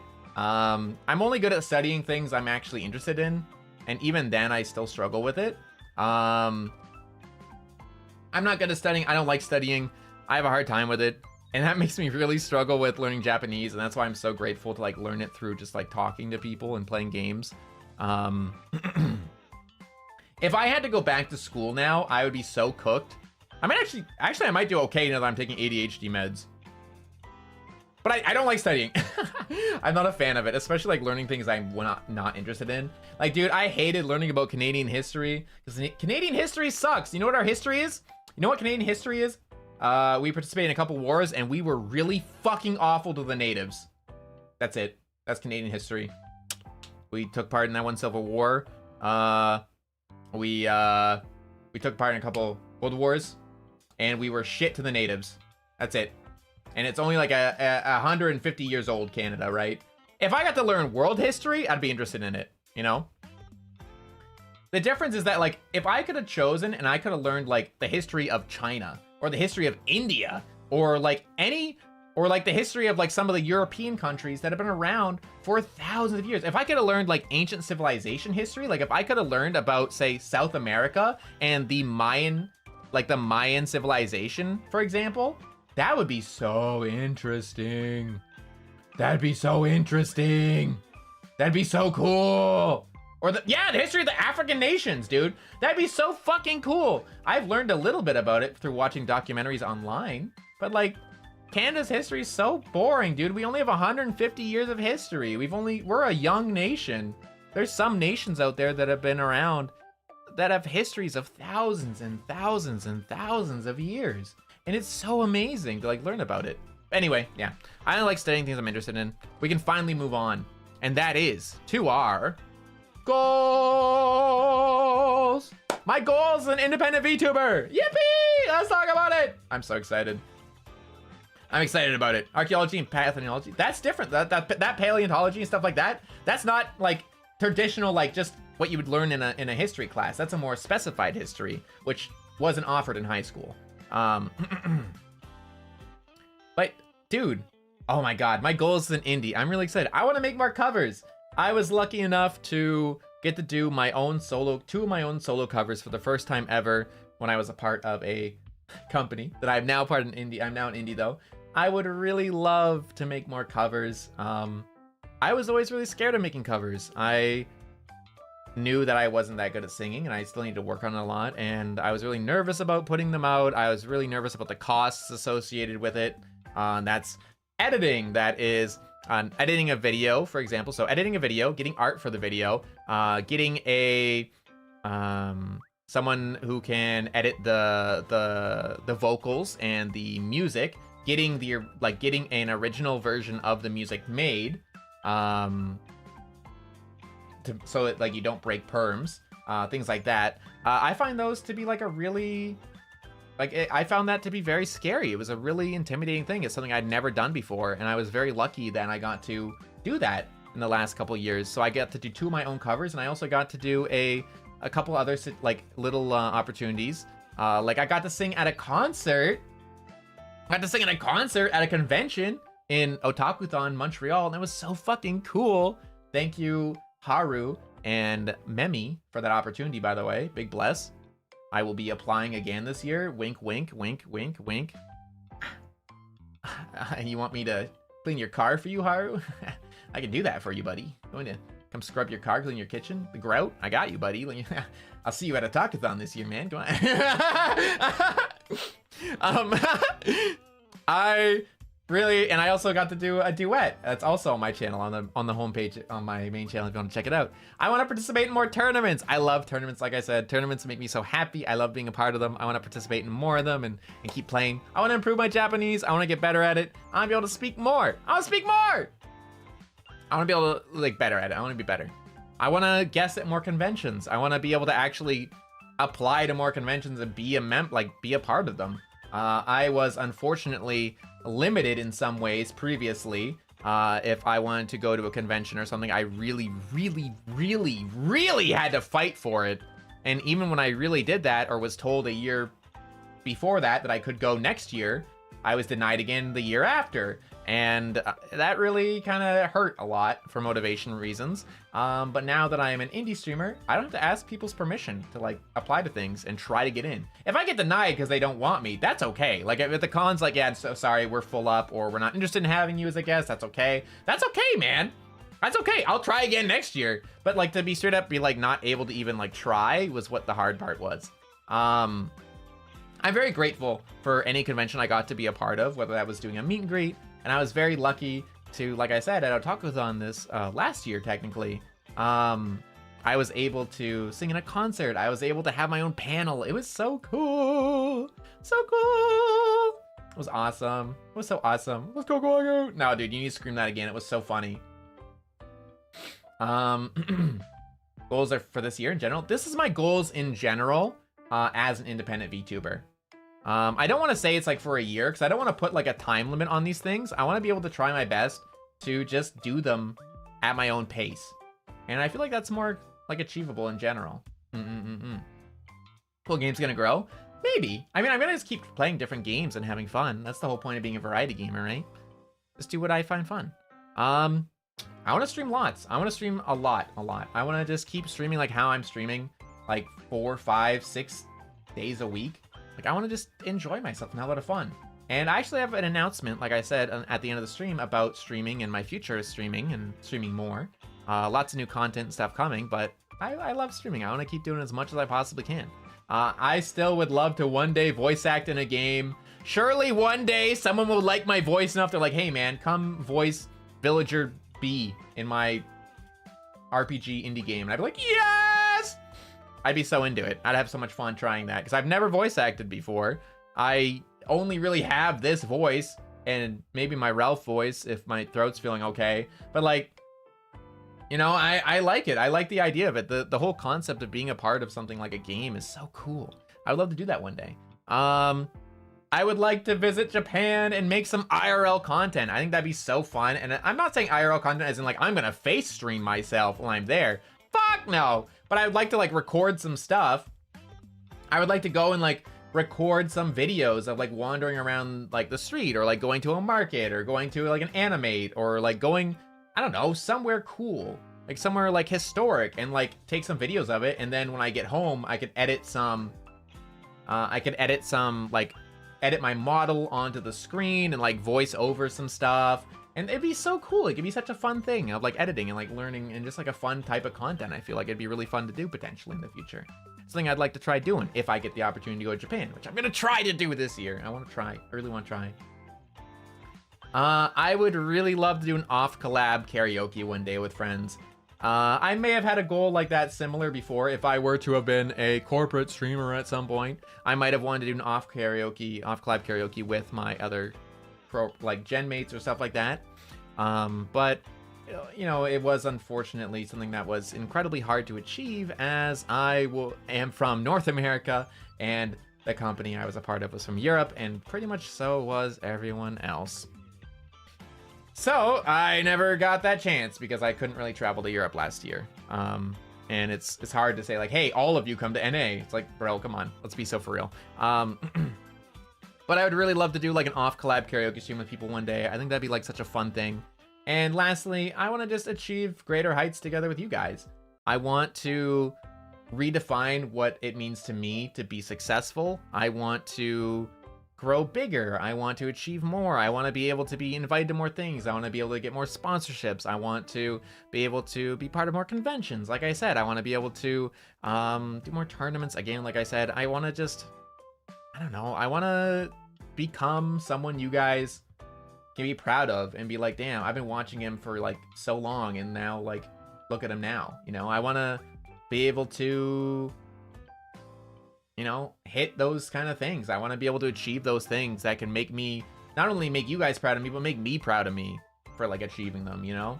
I want to be able to like do cool stuff, and I'm going to try my best, especially this year at the start, and like keep pushing forward. And I want to make this a reality and make it something that I can really work hard at, you know?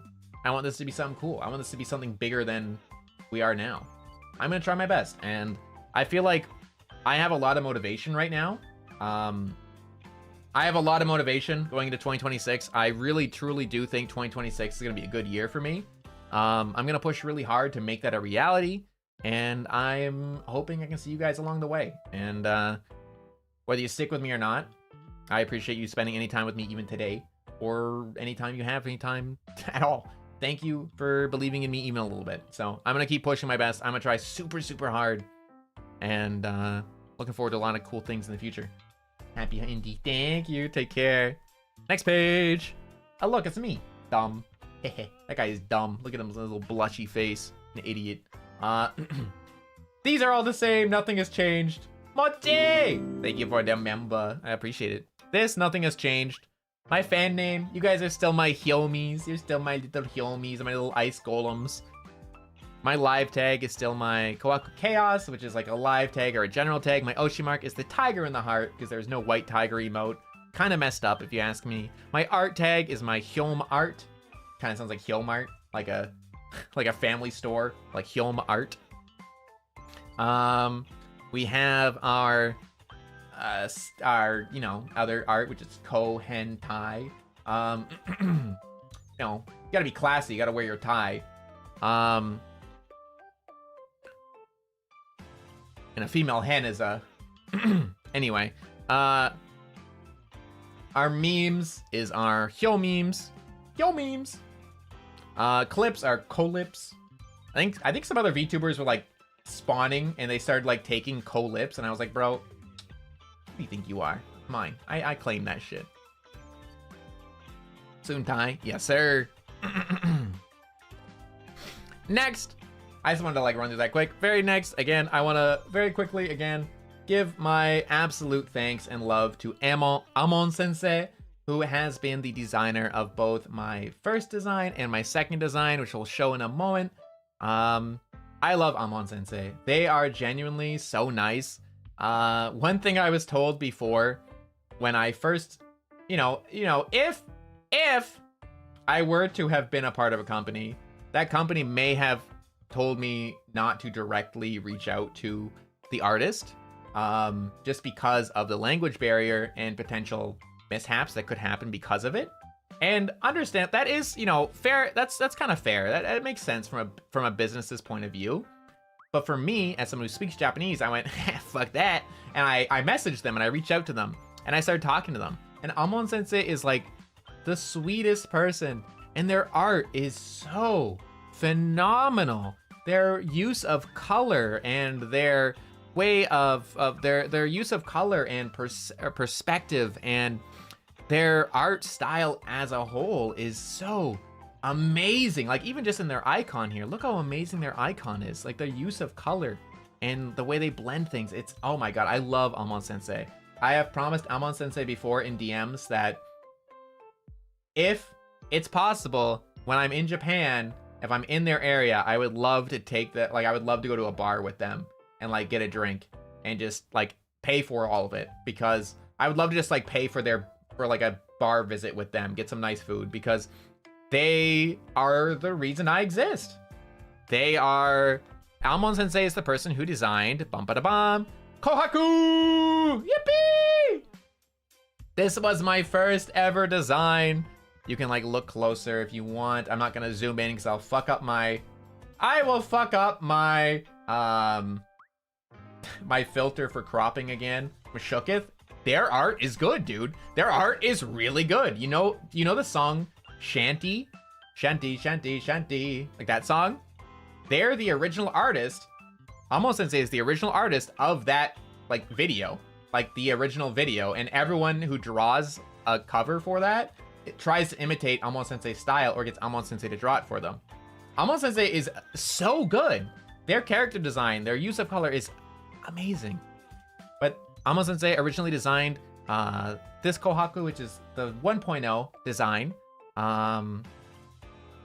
And there were some changes that I made that I can actually talk to you guys about. So originally Kohaku had a much darker skin tone, and I, as a white tiger, thought that I didn't want to get canceled online when I eventually decided to do a hand cam stream, and I asked to lighten the skin tone. I also originally, instead of having the little thingy here, this little sun, the amber gemmed sun, the amber of Kohaku, which is again can be translated as amber in English. This amber sun used to be a more military style like side pack, and I didn't feel like that really fit his style. His shoes used to be more plain, and I changed that. He used to have a few more markings on his face. He had like a teardrop almost shape coming down from his forehead, as well as some stripes under his chin that I wasn't a big as of a fan of. He always had the little nick in his ear. I changed the earrings a little bit. I painted his nails. I originally, the inside of the hood had the white tiger stripes on the inside of the hood. I thought that was too flashy around the face, so I changed that to being just plain black and moved the tiger stripes down to here, which was a different design originally. Like the little shawl that goes all the way around me is the tiger stripes now. But there were some changes that I also helped make, but the vast majority of the design was all Almond Sensei. And any idea I had, Almond Sensei was like, oh, what if we do this? And like made it 100 times better. Like, they are a phenomenal designer and artist. And then we have, obviously, Kohaku 2.0! Yippee! Which I'm using right now.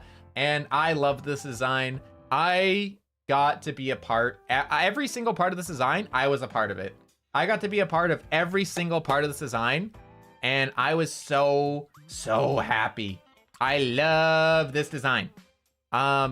This design, the idea of it was, so 1.0, for example, was me coming from the isekai world, the other world, and I just got here, and I'm trying to fit in with society, and like I'm learning about society and exploring, whereas this is now 2.0. I've been here for a year and a half. I've integrated myself with society. I've learned how to be one with the community and try to just improve myself to fit in a little bit better, but still be myself and have a unique style. So that was my kind of thought process, is that the look that I went for was basically like a comfy casual, but also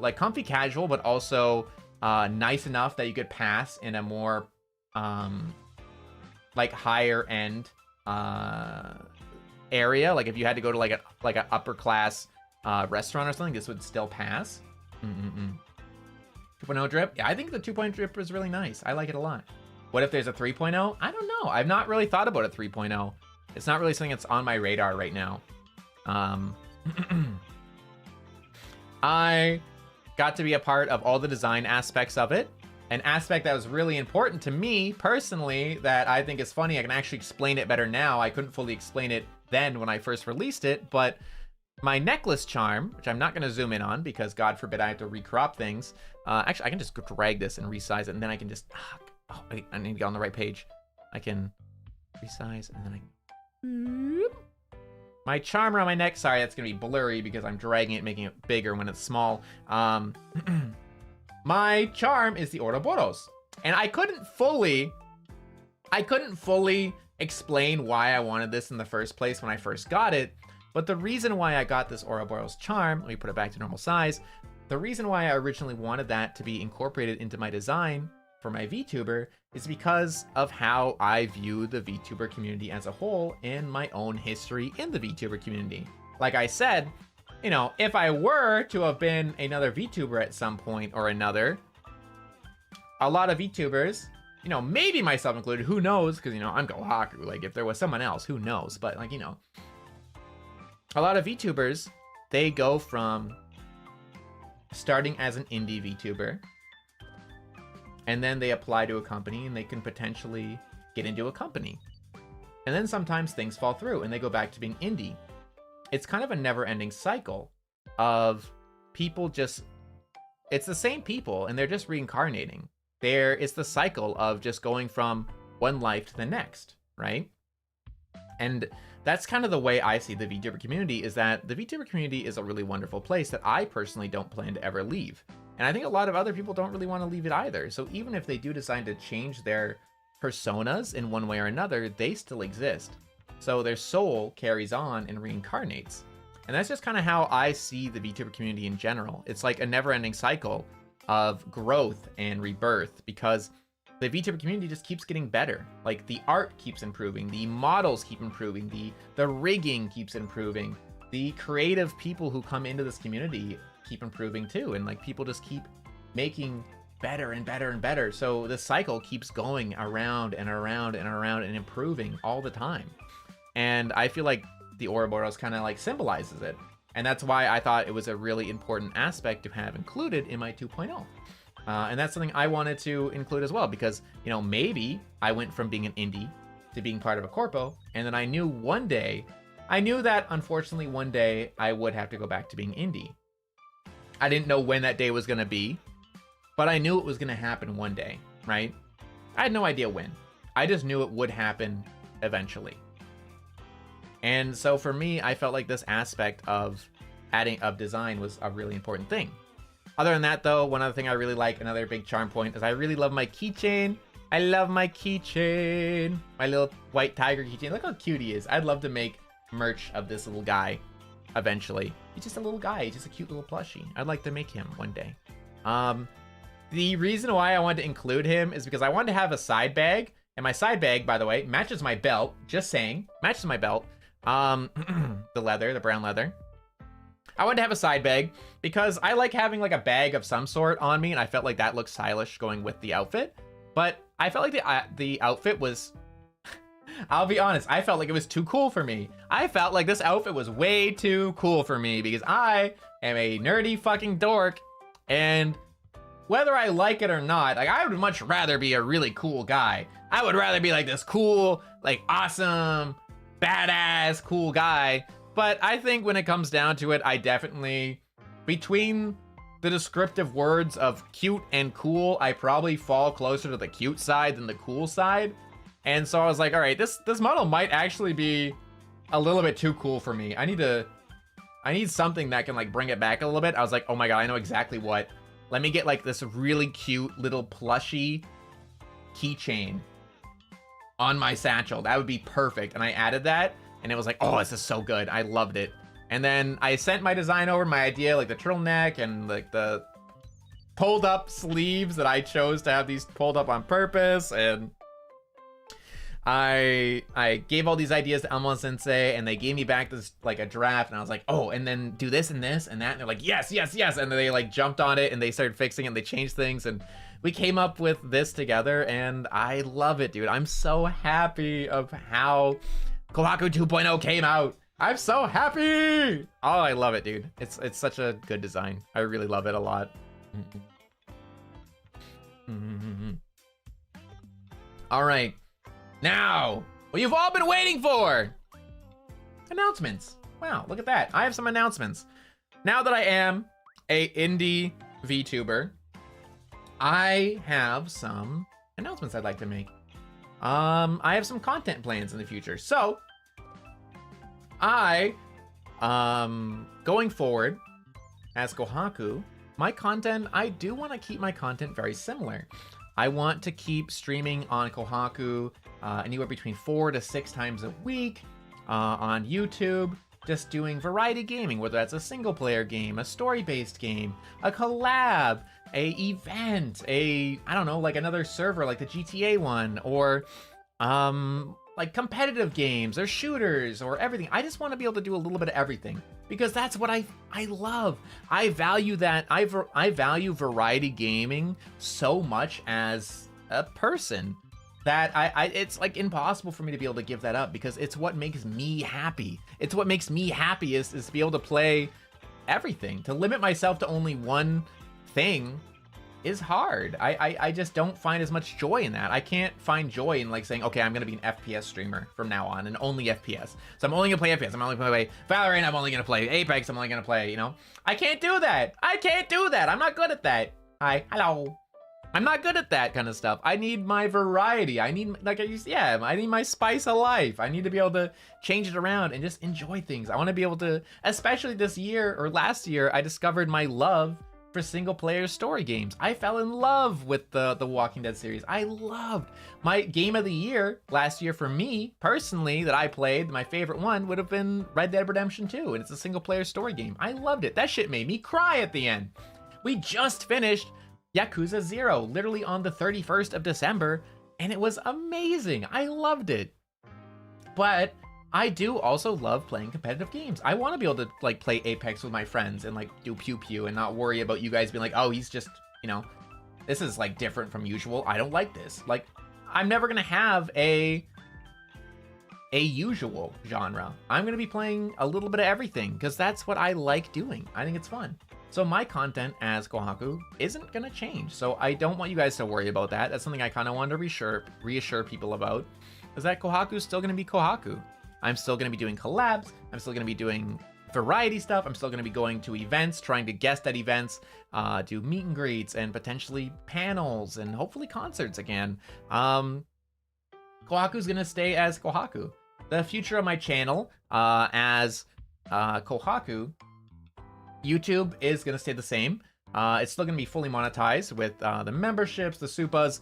Right now, I'm currently waiting for YouTube to approve my AdSense account.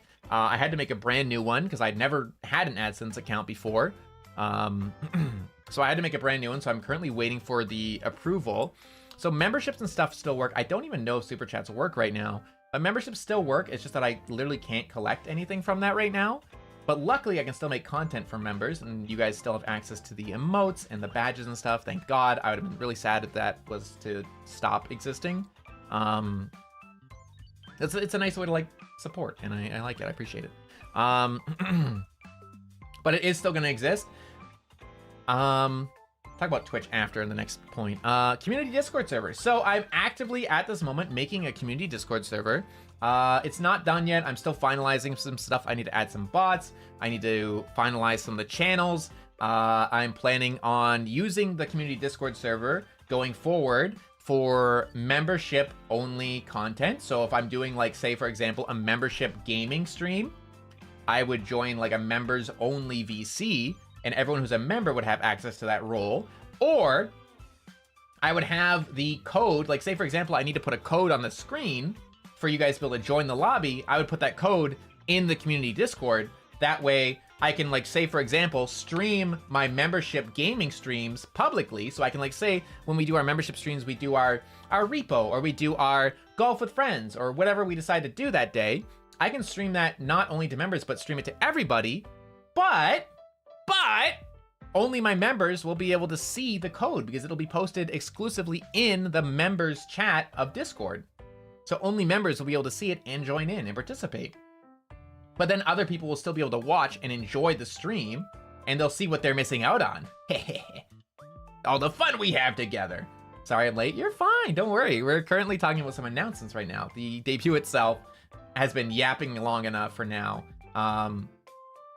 But I'm on to my announcement.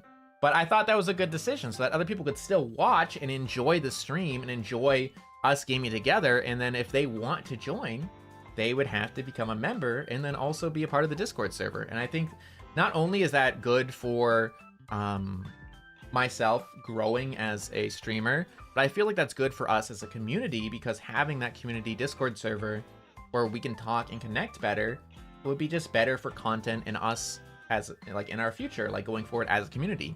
I wasn't able to make a community Discord server myself before. Some other members of my previous company were able to. I asked for permissions and didn't get them. So I had to wait. So I'm excited to do this. Have to get linked to YouTube. I'm not sure how it works yet. I'm still figuring that out. That's why I'm not rushing this stuff yet. I'm telling you, like, I'm trying to tell this more in advance. I'm hoping to have this up within like a week. I'm hoping to have this done in like a week or so. I'm working hard on it right now. I'm currently designing it all, doing all the design aspects. I'm going to work on figuring out how the bot stuff works. I'm going to be talking to some other friends who do that kind of stuff, like linking it to like YouTube and Twitch, stuff like that. I have an extra hurdle in there to work with, which I'll talk about soon. But I am going to be making a community Discord server. It's not ready yet, but this is just the message saying it's happening. It's going to be soon. So just be a little bit patient with me. I'm working on it. It's my first time trying to make this, and I have made a server before, but it was never that tight-knit or the goal of what I want for our server. I have a specific goal in mind, and I really want to achieve it. So I'm taking my time with it and trying my best. So I hope you'll be a little bit patient. Hi, Taiga. YouTube versus Twitch. So, regarding the announcements,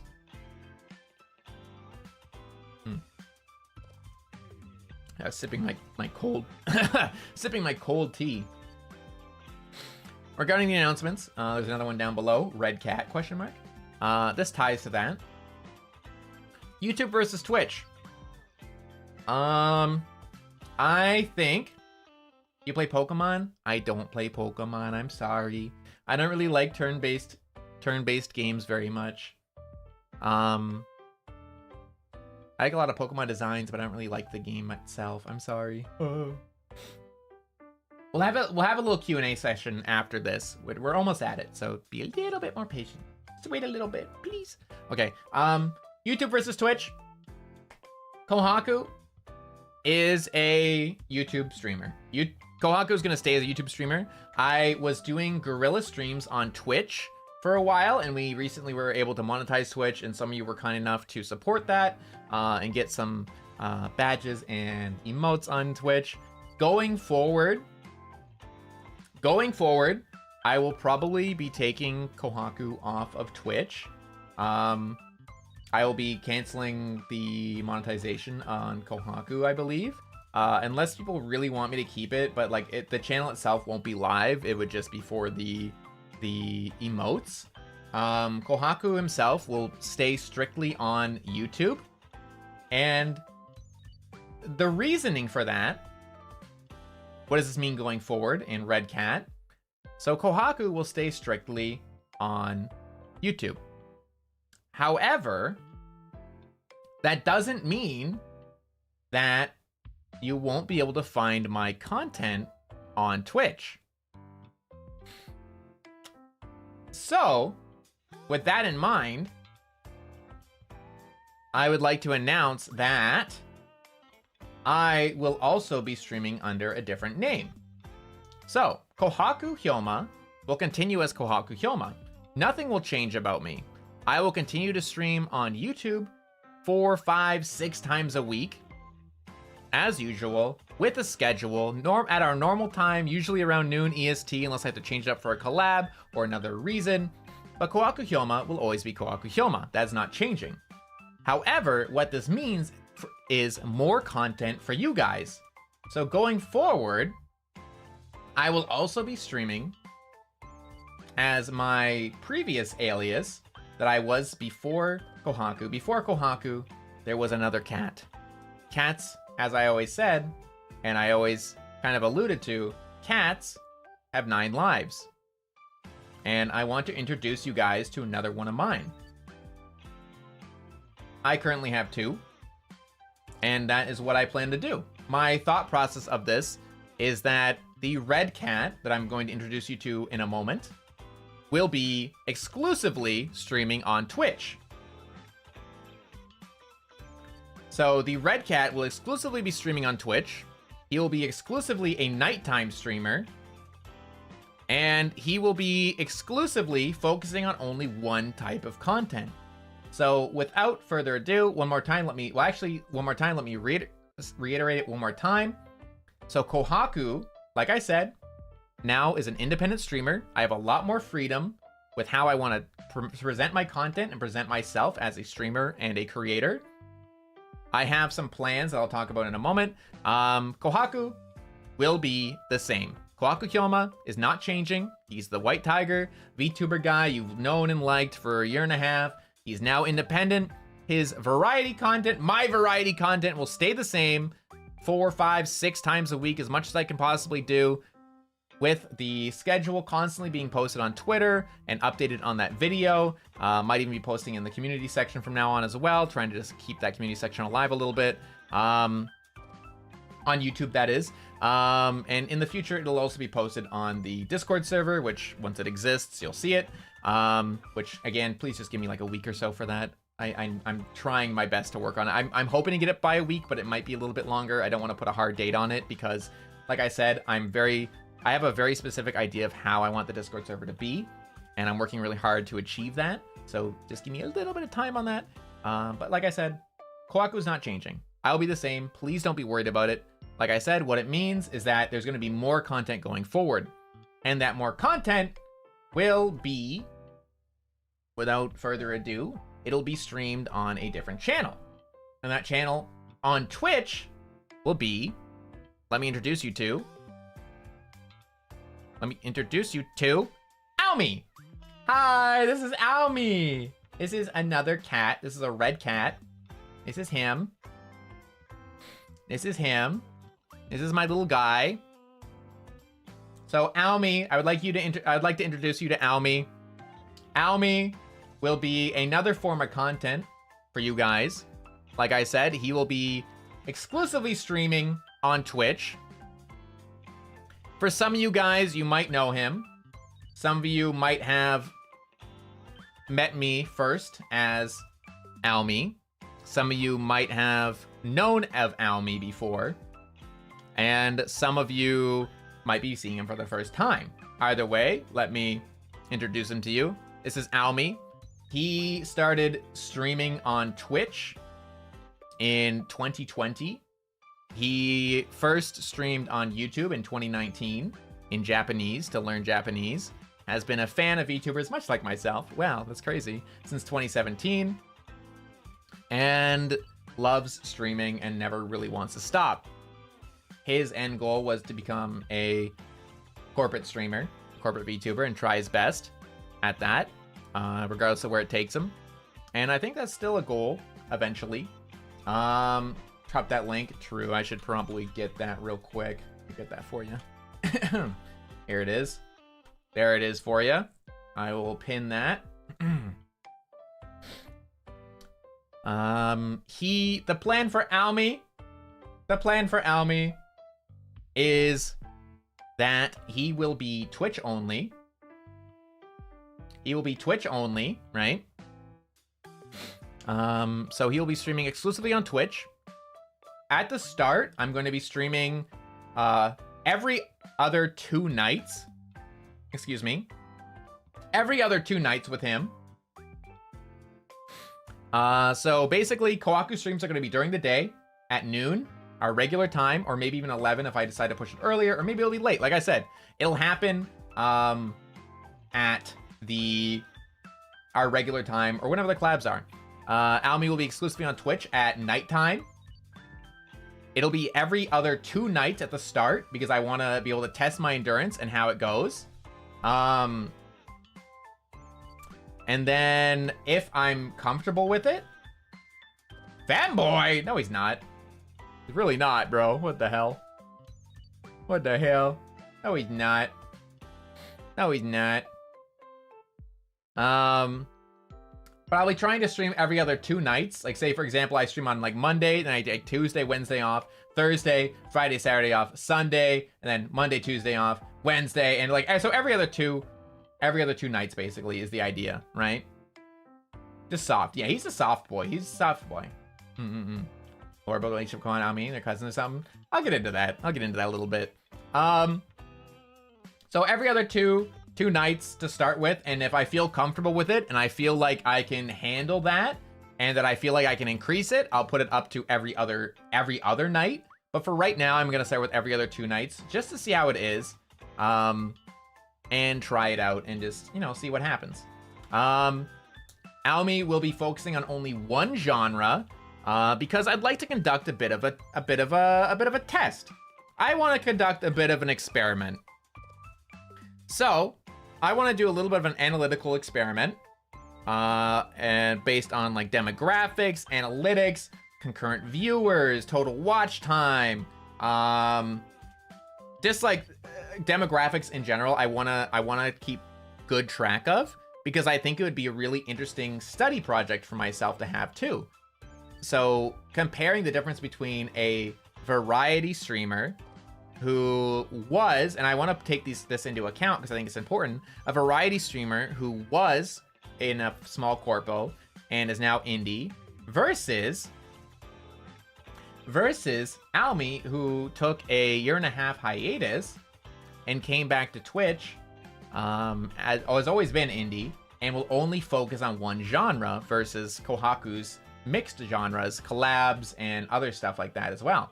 So I want to try doing an experiment between that, because I think it's fun. It's a fun idea to check out how the demographics will change. Will it mean I'll have more viewers from a different time slot? Will it mean that I'll have more or less? Will it mean I'll have more or less male or to female ratio? Will it mean I'll have more or less average age? Like, I'm just very curious about how it works. I'm also curious about how the growth of the accounts works, right?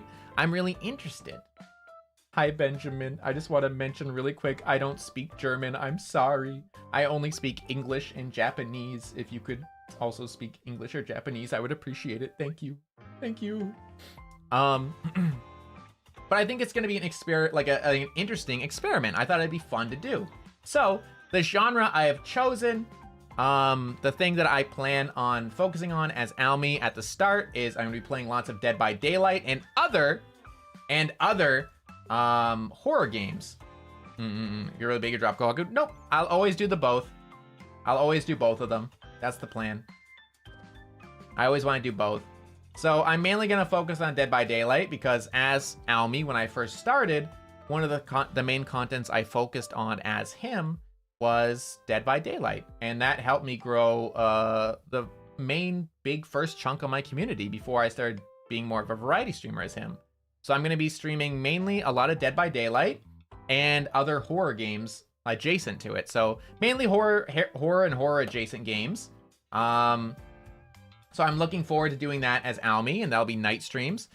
He will only, another part of the experiment, he will always be a solo streamer only. So I do not plan on doing any collaborations as Almy. I want all of his streams to be solo and always be solo. So any collaborations I plan on doing, I'll be doing as Kohaku. And one thing I want to be very firm on is that when I'm streaming as Kohaku, like right now, call me Kohaku, call me Ko, call me whatever, but like don't call me Almy when I'm on my Kohaku streams.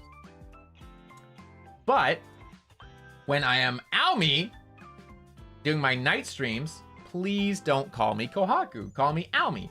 I want to keep it separate because while both of these characters are me, while both of them are me, they are different. At the end of the day, they are different people. Almy wouldn't participate in tournaments? Maybe. It really depends. Sorry, my cough. It really depends. Because while they are me, they are different. And they have different content styles. They're going to have different content styles. They're both still going to be me, but I want to face them in different ways. Because I think it'd be an interesting, like I said, I think it's going to be an interesting experiment. And I also just want to try it out. For me, Kohaku is where I find a lot of joy. Doing my variety games and talking with you guys and playing a little bit of everything and doing collabs and tournaments and events. It's really, really fun for me. I find it really fun. I really enjoy it. But I want to also try exploring this different facet of growth and streaming and exploring it a little bit, because I think it'd be a fun idea. And then I also didn't want to keep this from you guys because I want you guys to be able to know. I don't want it to be like some sort of like secret thing. I just want to be open about it. Got an idea how you want to compare these results? Yeah, I'm going to be looking at the demographics and stuff. I'll be keeping track on I'll actually be actively keeping track myself. I mean, YouTube keeps track of demographics of streams, but so does Twitch. But I also personally will be keeping track of it myself on what's it called? Not Google Doc, Google, Excel. I'll be keeping track of it on an Excel sheet based on monthly results. Spreadsheet. Yeah, like a spreadsheet. Yeah. I think it's like interesting. I just think it's an interesting thing. And like I said, I didn't want to keep this from you guys. I wanted to be open about it because I don't want to separate the communities. I want to be able to still, hang out with you guys, I think it's like, because I like you guys. I never really wanted to keep it a secret before. When I first became Kohaku, I'm gonna be open about something for a second. So I'm gonna lock in, everybody. Lock in. We're gonna be open about something kind of serious for a second. We're gonna lock in. No silly business, okay? Lock in. Just a little bit, just for a moment, okay? When I first started as Kohaku, I was going through a bit of a hard time in my life. I was streaming full-time as Almy for multiple years, and I was able to pay my bills, and it was good. Things were going well. However, in my personal life, my house I was living in at the time, the floor was starting to collapse in it, and we could not afford to repair it. So the only thing we could really do was try to sell the property and purchase a new one. And in the time of doing that, it took several months, and it was very, very, very stressful on not just me, but my pets and my mom, my mental health, everything. My streaming career kind of had to get put to the side for it, because we would have for multiple months at a time, because nobody really wanted to buy a house with a collapsed floor in it, right? Or like, it wasn't collapsed, but it was not doing good, right? It was getting like wiggly and wobbly, like it was gonna have to get replaced eventually. So we would constantly have people coming in, and they would call us and be like, okay, you have an hour, get out. You have an hour, get out, we have a showing. And it was like, so I couldn't stream, or I'd have to just abruptly end streams, or like stream at weird times, because they would just come out of nowhere, and constantly keep the house as clean as possible and be ready at any time just to like leave and like act like I don't live in the house, because you need to have it as clean as fucking possible. To have people come through and look at it, and then I have to go catch all the pets, catch the cats, and put them in the carriers, and put them in the car, and get the dog in the car. And the dog's having a great time. She loves any attention getting in the car and stuff. But like, the cats were so scared, and they were getting so sick, which made me even more scared and exhausted. And so this went on for like 3 or 4 months of just constant stress and not being able to stream. So I went from streaming every single day as Almy for 4 or 5 hours to not being able to stream at all. And then finally, we were able to move. Thankfully, we were finally able to move and get into the new house, which this house is amazing, but it needed work too. And the basement had asbestos in it, which we had to come get removed by professionals. So we finally moved, and for 2 weeks, we couldn't live in our house.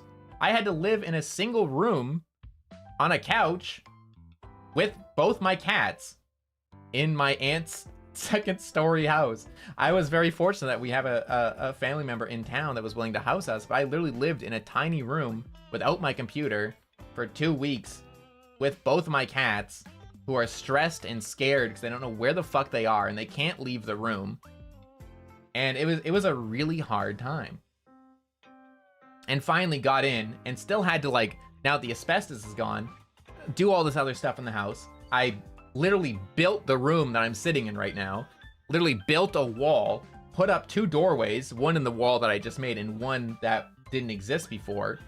So, like, I was doing construction in the house. So then after like 5, 6 months of not streaming barely at all, I finally was able to start streaming again. And when I finally was able to come back, I came back to basically the entirety of my community being gone, because I was gone for 5 or 6 months. And, like, I don't blame them at all, but that is a sad reality, is that if you take a long, like a really, really long break as a content creator, you basically lose everything. So I went going from being able to pay my bills and be in a comfortable spot to stream every day to, regardless of how hard I tried and pushed, I just couldn't seem to get myself back to where I was, and I couldn't get back to a solid position. And it was really wearing me out. It was really burning me out too, because I was already exhausted from all that work. But now basically seeing everything, all my hard work for years and years, basically go down the drain and be in a really precarious situation financially, I was really close to having to quit completely. I was really close to having just quit. And at that time, I was scared because I didn't know what kind of job I could even do with my health condition of my, my sleep stuff, which finally the ADHD medicine was the solution, thank God. But I also have like other things that I have to deal with. But I've been working hard my entire life, like doing jobs and stuff, right? I basically was really close to burning out, and I was trying really hard to get into a company, and I was very, very fortunate that I was able to get picked up by Globee. And that's kind of how I started as Kohaku, was I was really close to burning out ember. Like, I was like, basically if I was like a fireplace, I had like completely burnt out to being just a single, like barely glowing ember. And being Kohaku was able to reignite that fire for me. It added a few more logs, and I'm on fire. I'm happy again.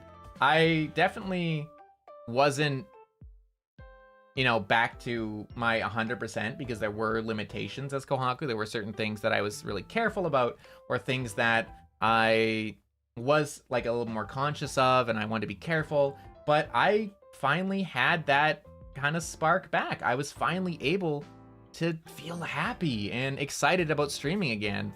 Like I actually had a lot of happiness come back because of that. It made me like a lot happier.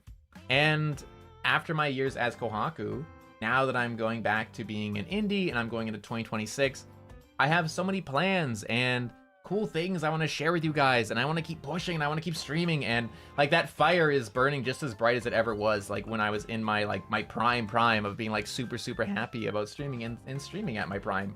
And I want to now surpass that. I know it's gonna take time to rebuild and stuff like that, but I'm really happy. Like, I love content creation, I love streaming, I love VTubers, I love building communities and having fun and making people laugh and smile and shit. That's like my dream, dude. So basically what I'm getting at is that I was having a really rough time in my life, but I was very fortunate that I was given an opportunity that I can never really replace, ever. One thing that I think is important, one thing for me personally, last little bit of the, serious talk.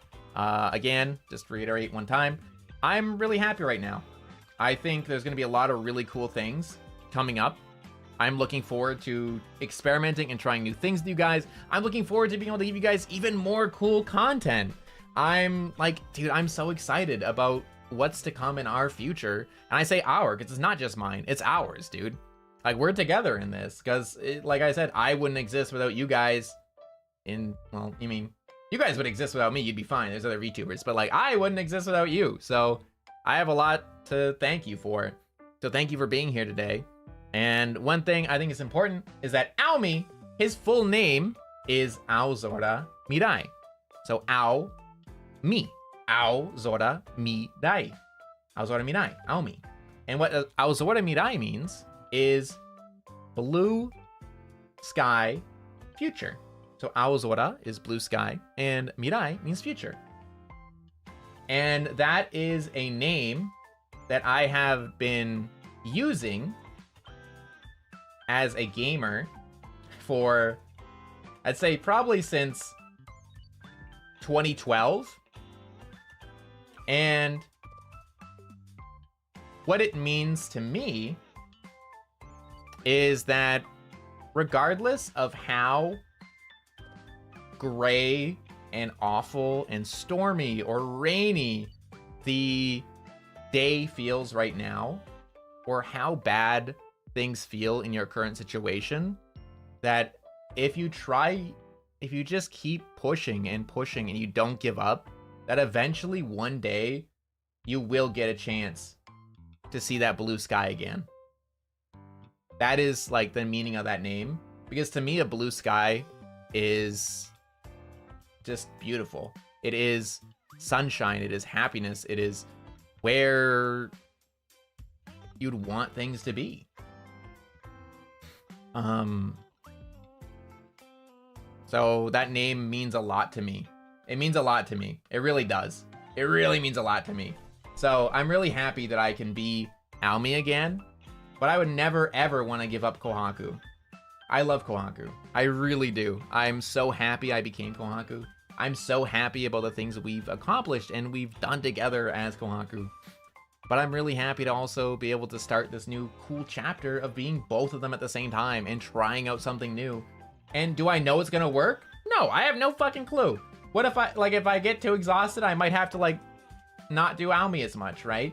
But at the end of the day, I want to try something new. I want to do something new.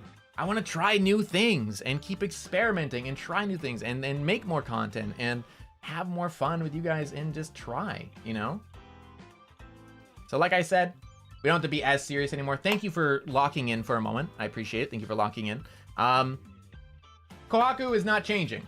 Kohaku is not changing. He's still going to be streaming on YouTube 4, 5, 6 times a week.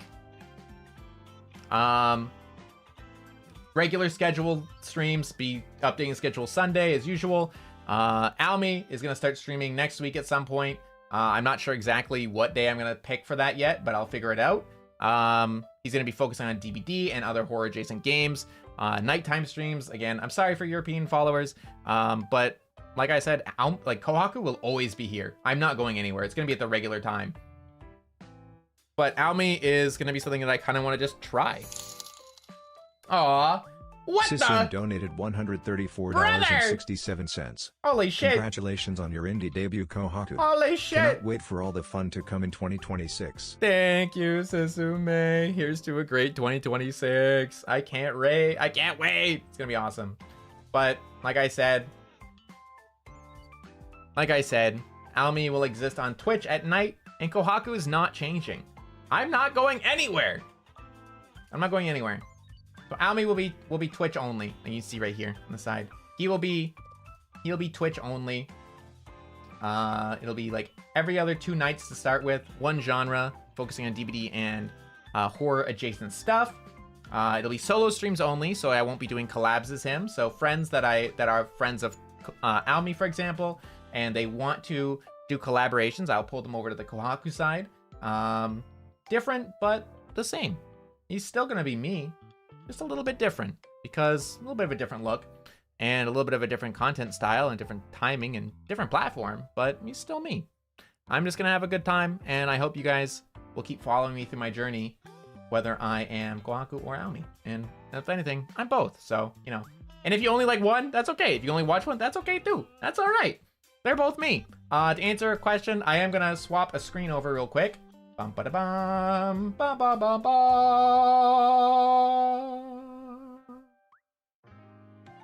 Oh, I'm way too far on the side. Holy moly. Meow. Hi guys. Hi. Hi.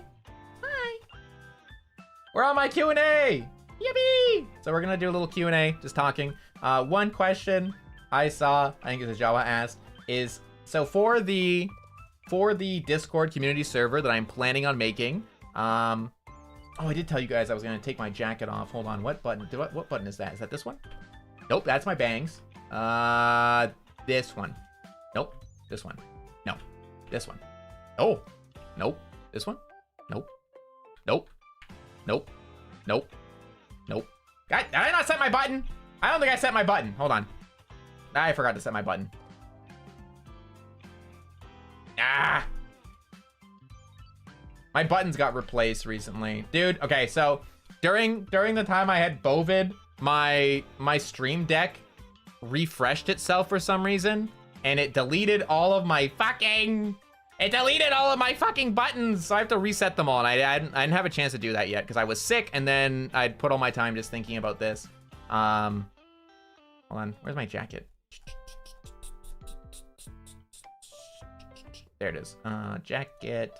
I set you to this button. Oh, no, not that one. This button. There we go. Okay.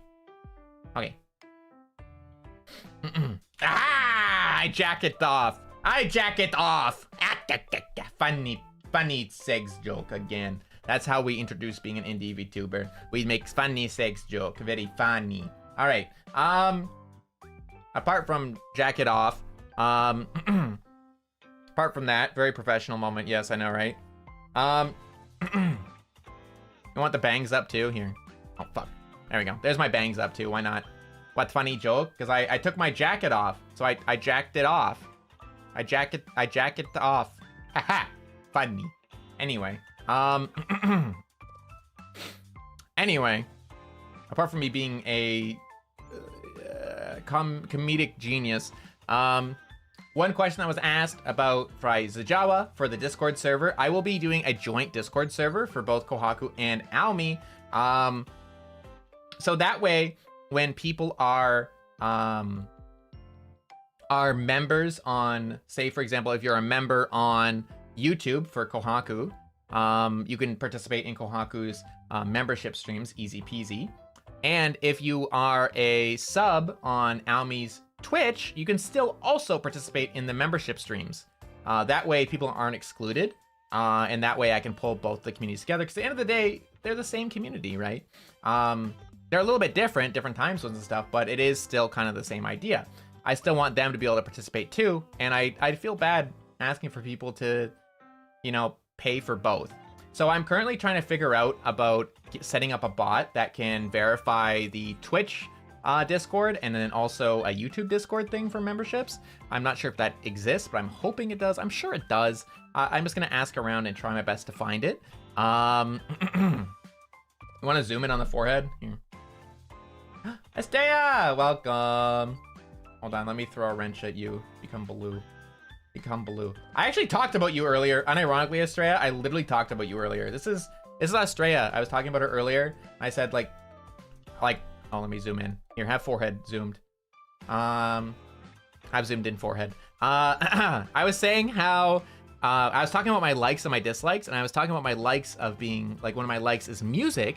And in particular, my favorite genre is definitely like rock or like old rock, but I'm not super picky because like music can be beautiful in any genre. It really just depends on the person singing it and how it's presented. Like I wouldn't normally go out of my way to listen to opera, but I've heard you sing opera and it's so fucking beautiful. And I was talking about how I had met you on the VTRP server, and when I explained your character, I said, oh, this was Estrella who like played the penguin who cucked me on prom night.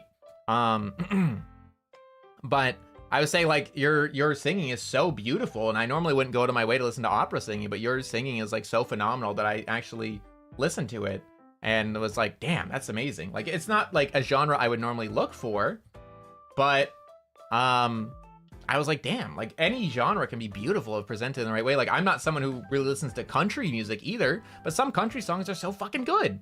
And like, yeah, music's universal. Even if it's a language you don't understand, it can be so beautiful, man. It's awesome.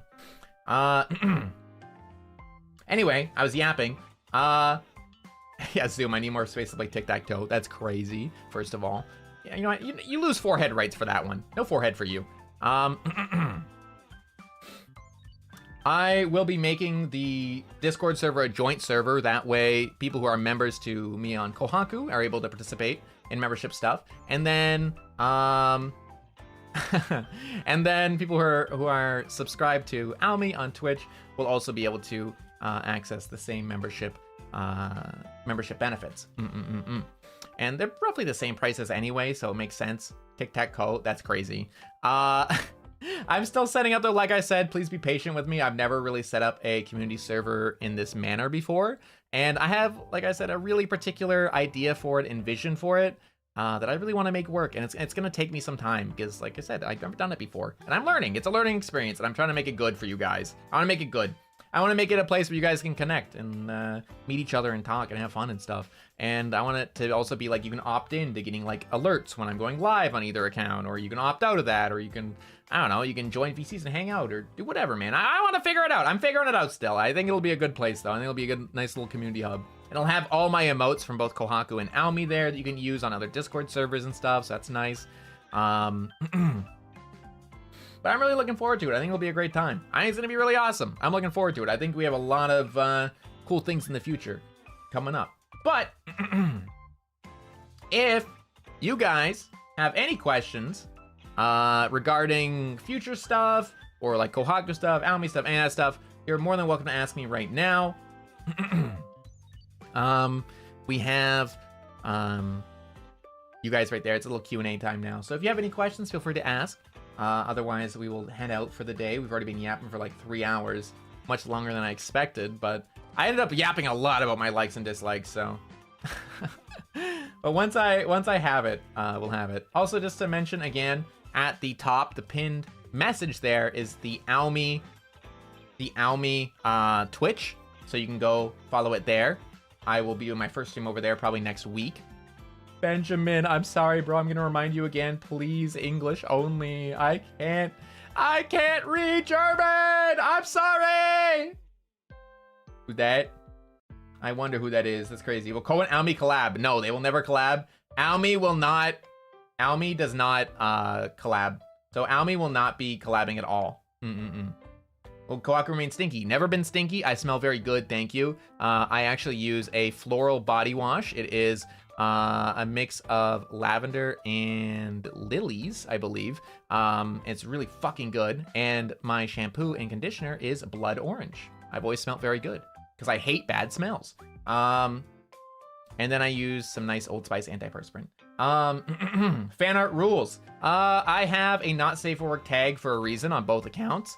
You're more than welcome to draw me however you want, really. I don't mind casual shipping, like cute stuff, like little kiss on the cheek or a little hug or like holding hands, stuff like that's okay. I don't really want, if you do decide to do like not safe for work art of me, I don't want not safe for work with another creator because that might go against their consent as well, and it might go against mine too.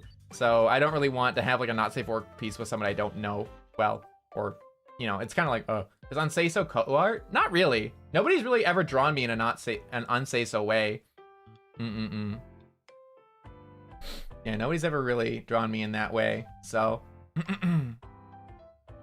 but if you do draw me in that way, it's completely okay. Just like, okay, no gore, no unconsensual stuff, no drugs. Drinking a little bit is okay. And if it's gonna be not safe for work, I'd prefer it to be solo. But casual shipping, like cute stuff, is okay. Why does the name sound familiar? Because it's me. Almy's me. Let me see. What tag should we use for cosplay if we take Kohaku Standy on a journey? Oh, use my general tag. Use my general tag if you use that one. So I have my general tag, which is Kohaku Chaos. Use that one. It's basically for everything. With Almy focusing on horror, will Kohaku not be playing horror games to balance them out? Pretty much, yes. So if people want to collab a horror game, like if they want to collab DBD or they want to collab, I don't know, a different horror game or something, then Kohaku will stream horror. But otherwise, Almi will be doing it exclusively. Otherwise, I won't be streaming horror on Kohaku, only if it's a collab, because I will not be doing any collabs as Almi. I want to keep him as a solo streamer because that's also part of my experiment. And if I were to start collabing on him as well, it would kind of fuck up the experiment. Like I said, it is kind of an experiment. It's something I want to try out. It's something new. I thought it'd be cool. It'd be a cool idea, and I want to keep all the analytics, and it's just interesting. But will you, like, if we turn into worms? You're not worms. You're great. Don't worry. You're Hyomies. Yeah, no, Ko and Almi will not collab. I don't think that's possible. We'll never see them in the same room. Scrolling down. Almi, no.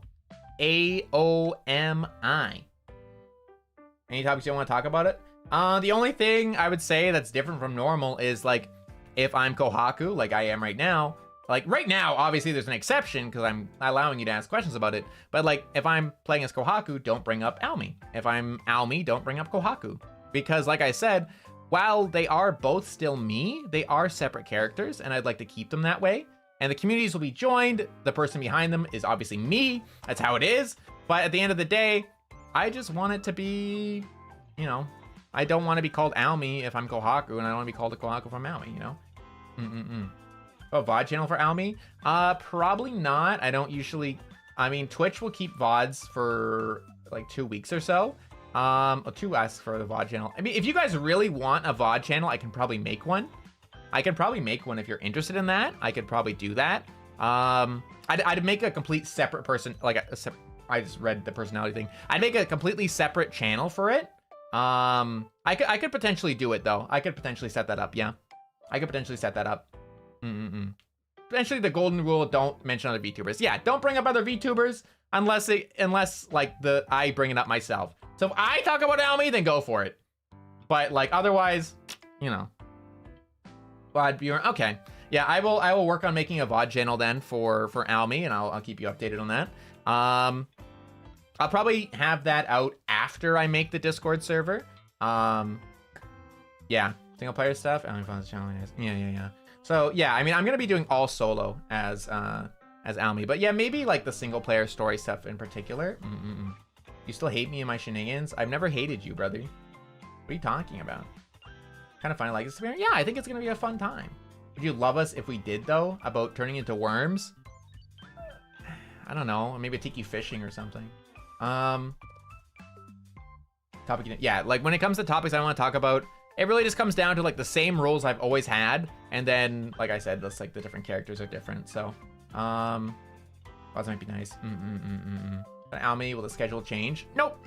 So Kohaku's schedule will be the same. I'm still gonna be trying to stream 4, 5, 6 days a week as much as I can, unless I'm obviously traveling or I'm busy or I'm sick or something. I need to cancel streams. But normally speaking, my streams will remain at our regular time of around noon EST, pretty much every day except for Sundays. I normally try to take Sunday off unless there's a specific reason I need to be live on Sunday.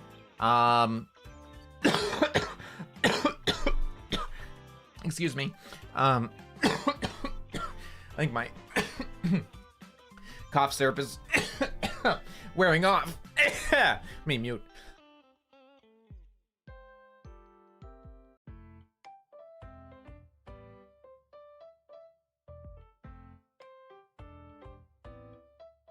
Okay, I'm back. Sorry about that. COVID cough. COVID cough time. Yeah, the story-based games especially would be nice to keep as a VOD. I agree with that. I can agree with that. Yeah, I can make a specific VOD channel for him then. Hey, almost COVID. Hey, I don't think I'm infectious anymore. I don't have any other symptoms. If you have any extra questions, feel free to ask. I'm going to be ending otherwise. But yeah, I guess one other thing, I think I said it earlier, but like when I said Almi won't be collabing, so any collabs with people who want to collab with Almi, I'll be pulling them to Kohaku instead. Because yeah, it's part of the experiment, not to do any collabs or stuff as him. But Kohaku, I don't want to change anything. I'm still going to be doing collabs. I'm still going to be doing single player games, still gonna be playing multiplayer games, still gonna be playing competitive games, casual games, and story games, and RPG games, and yum yum yum yum yum yum yum yum yum, and try to do tournaments, and try to get to. I'm still gonna try to do, you know, still try to do convention visits as Kohaku. I think when it comes to conventions, I still want to go as Kohaku. I love my Kohaku model a lot, my design, and I just feel like it's something I've kind of already established myself as someone who's visited conventions a bit as Kohaku, and I want to keep doing it. I like it. So as of the moment, I think I'll mainly focus on Kohaku for that kind of stuff. If, say, for example, a convention reaches out to me explicitly and says they want Aomi for something, then that'd be okay. But I'm mainly going to focus on Kohaku. Can you ping me there? You will not be able to ping me, no. So on Discord, you won't be able to ping me and just talk to whatever one I'm actively using at the time. Hi, Lily. Welcome in. You can talk to me whichever one I'm actively using at the time. Like if, for example, I'm in the call for a member stream as Kohaku, then I'm Kohaku. And if I'm in a members thing, which I won't be doing members ones explicitly as Aomi, so any kind of like member stuff will mainly be Kohaku. But like I said, anyone who's subscribed to Aomi will also be able to join member stuff. But when they do, I'll be Kohaku, so. Indie debut, thank you, Lily Gilly, thank you! Thank you for the member, I appreciate it. You won't be able to ping me. You'll be able to like react to my messages or reply to my messages, but I made it so people can't explicitly ping me. I also set it so you can't DM other members without adding them first. It'll be like, I'll have my rules posted, all the rules posted in the Discord, but it's all the basic stuff as before, which is like as like any server, which is like, don't add people without permission, don't DM the streamer. If other streamers do join the server because they want the emotes or something, or they want to participate in the membership games, like don't reach out to them like without permission, stuff like that. Just be normal, just be chill. Talk to other members all you want. Like I'll have like open different channels, like general channels, gaming channels, like invite channels where you can like invite other people to play and hang out and stuff. Have open VCs, have like a fan art channel for like all the other fan art stuff. I'll post all the stuff that's already on Twitter. Put like, I don't know, like whatever you want to do. Have a good time. Over pet pics? Yeah, we can do pet pics. Hell yeah, dude. I think someone asked, also I saw it earlier and I scrolled past it by accident.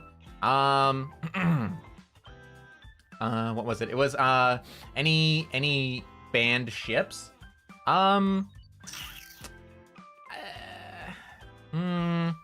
Anyone who I don't actively interact with. Aomi gonna have Twitter? Yes, Aomi does have a Twitter. Yeah. He does have his own Twitter. If you go to his Twitch page, which is linked at the top of stream right now, it's pinned to the top. If you go there, you can go into his About Me, and all of his links are there. Although his YouTube link is basically false. I'm gonna probably have to delete that one and change it to a VOD channel link and say, 'cause he doesn't use YouTube. The TikTok also doesn't exist, I'll be honest. I deleted it. The throne exists, but I deactivated his throne because I wasn't actively being him, and I felt ingenuine doing that. But his Twitter is there, so you can find his Twitter there at least, so that's easy peasy. And I'll change his YouTube link over to a YouTube VOD thing where you combine throne. I'll only use one throne. Because it feels weird to ask for stuff in two places. Yeah, I've never used TikTok. I never liked TikTok. I've never liked TikTok. I only had it to post shit because I thought it was necessary to grow, and it never did anything for me anyways, Aomi, so I was like, fuck this. I don't watch TikTok, so I can't even like follow any trends because I refuse to use the app. I don't like it. But Aomi has Twitter. Were you in the Globy fan Discord Twitter? Yes. Today I found out moment. Yeah. I think a lot of people didn't really know. I feel like in general though, my voice is kind of distinct, whether that's for good or bad. My voice is pretty distinct. It stands out in a way or another. When I first had my voice out there as Kohaku, people were immediately like, oh, it's Aomi. And that was something I didn't want. I'll tell a story about that in a second. But yeah, as I was in the Globy fan Discord, yes. I made a completely anonymous account, and that anonymous account has been in there for like over a year, and it has it had never spoken in the server before. It follows every single talent. So yes, I've seen like messages of like everybody's stuff. Spy? Oh yeah, dude. Oh yeah. I've been watching you. I watched you guys. I always watch. I think the main channel I looked at was I looked at Miel's channel the most, because it was just cute seeing you guys like talk about her, because that's my baby sister, bro. If anyone says anything bad about her, I'm gonna kill them. But like it was always just positive, cute stuff, and I was like, hee hee, yes, that's my baby sister. Cheer her on, good. Or I would look in like the announcement channels about like what you guys were doing or what you guys were up to. And like, so a couple times I looked at, say for example, one channel that I really liked looking at was the Plumies. The Plumies channel. I really like that one. I really liked that channel because you guys were always like the Plumies were always planning like different events for him and like cool like stuff, like little community events, and that was so fun. Any clubs of boys in you? Yes, I wouldn't say near future, but we will. We all plan on collabing again. Yes, the boys definitely plan on collabing again. We 100% plan on collabing. Yes. But yeah, but yeah, I basically spied on all of them, but I in particular looked at Meows a lot, because if anyone was mean to her, I'd kill them. But everyone was always nice, so it's fine. I kind of just like looked through all of them. I liked looking at the fan art tag a lot, just like looking at all the different art of everybody and stuff. Made me happy. But yeah, I just like seeing you guys like supporting everyone, because I think I've said it before, but the most positive thing about Globey in my eyes was that everyone there, it wasn't like a really like competitive or like toxic environment at all. It had always been like like we'd always really supported each other and really like cheered for each other and really just wanted the best for each other. So like I've always just like thought of them as like really good friends, like every member. And it just made me really happy to be able to see you guys supporting them too. So like supporting them felt like supporting me, and when you support me, it felt like supporting them. It was just like a really nice thing. So even people who weren't my fans or had never watched me before, like I saw them talking about like Bonnie or Geary or Vance or Rhubarb or like anyone really, right? Or Meow, you know, I saw them talking about them and being positive and like saying like, oh, this happened today, it was so cool, and I really like when they did this, blah, blah, blah. And it was like so nice. I was like, oh, it made me happy. I loved watching that shit, dude. That made me so happy. It's like my mentality is I love seeing my friends succeed. I love positive things for my friends. I told you, in my likes and dislikes, on my likes list is my friends. I love my friends. I love seeing people succeed. I love seeing other people succeed more than I like seeing myself succeed. Honestly, I've always seen myself as a support character. You know? So when I can see my friends, who I see as more of like main characters, succeed, I'm just like, yeah, that's my main character. That's my main character, baby. Let's go. And I like just being in the background. I've always been a background person myself, but it's nice to have my own like individual space now where I can feel a bit more like a main character, but I've always felt like a support character more than anything else. So getting to see other people succeed is like a huge success for me. I love cheering on my friends, especially when I know how hard they work, dude. Like I got to see the background of everything, right? Like I was lucky enough that I was in the same group as them, part of the same company. So I got to watch them work hard. I got to see them when they were at their lows and they were like burnt out from trying so hard at something and having it not succeed. But then I also got to see them at their highs when they like planned out something and it went so well. And like when they tried their best and for them to succeed, or for them to hit a milestone, or for them to participate in like a tournament or like a concert or something they wanted to do. And it made me so happy every time. So when I did all my spying on the Globey fan server, seeing you guys say positive things about them or draw art of them or talk about them or organize stuff about them was just so nice to me. It made me so happy. It made me so nice. I'm so happy. I liked it. Change something in 2025, what would it be? Well,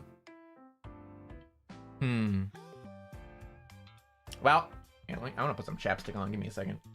My lips chapped. Goddamn winter.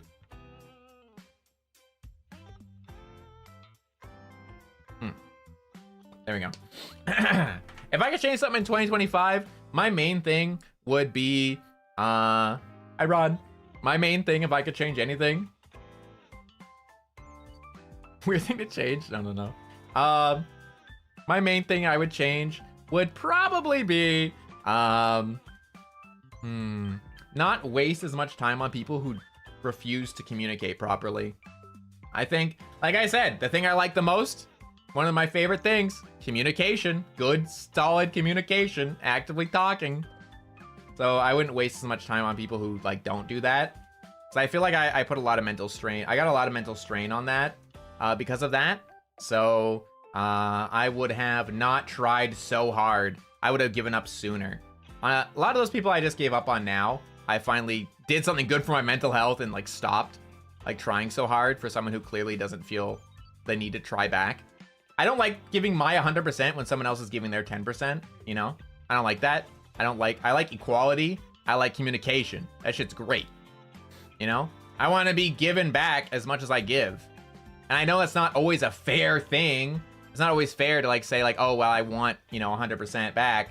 But like, if there's somebody who says they care about you and is supposed to be your friend, then, you know, it should be equal, man. It should be equal. It'd be nice.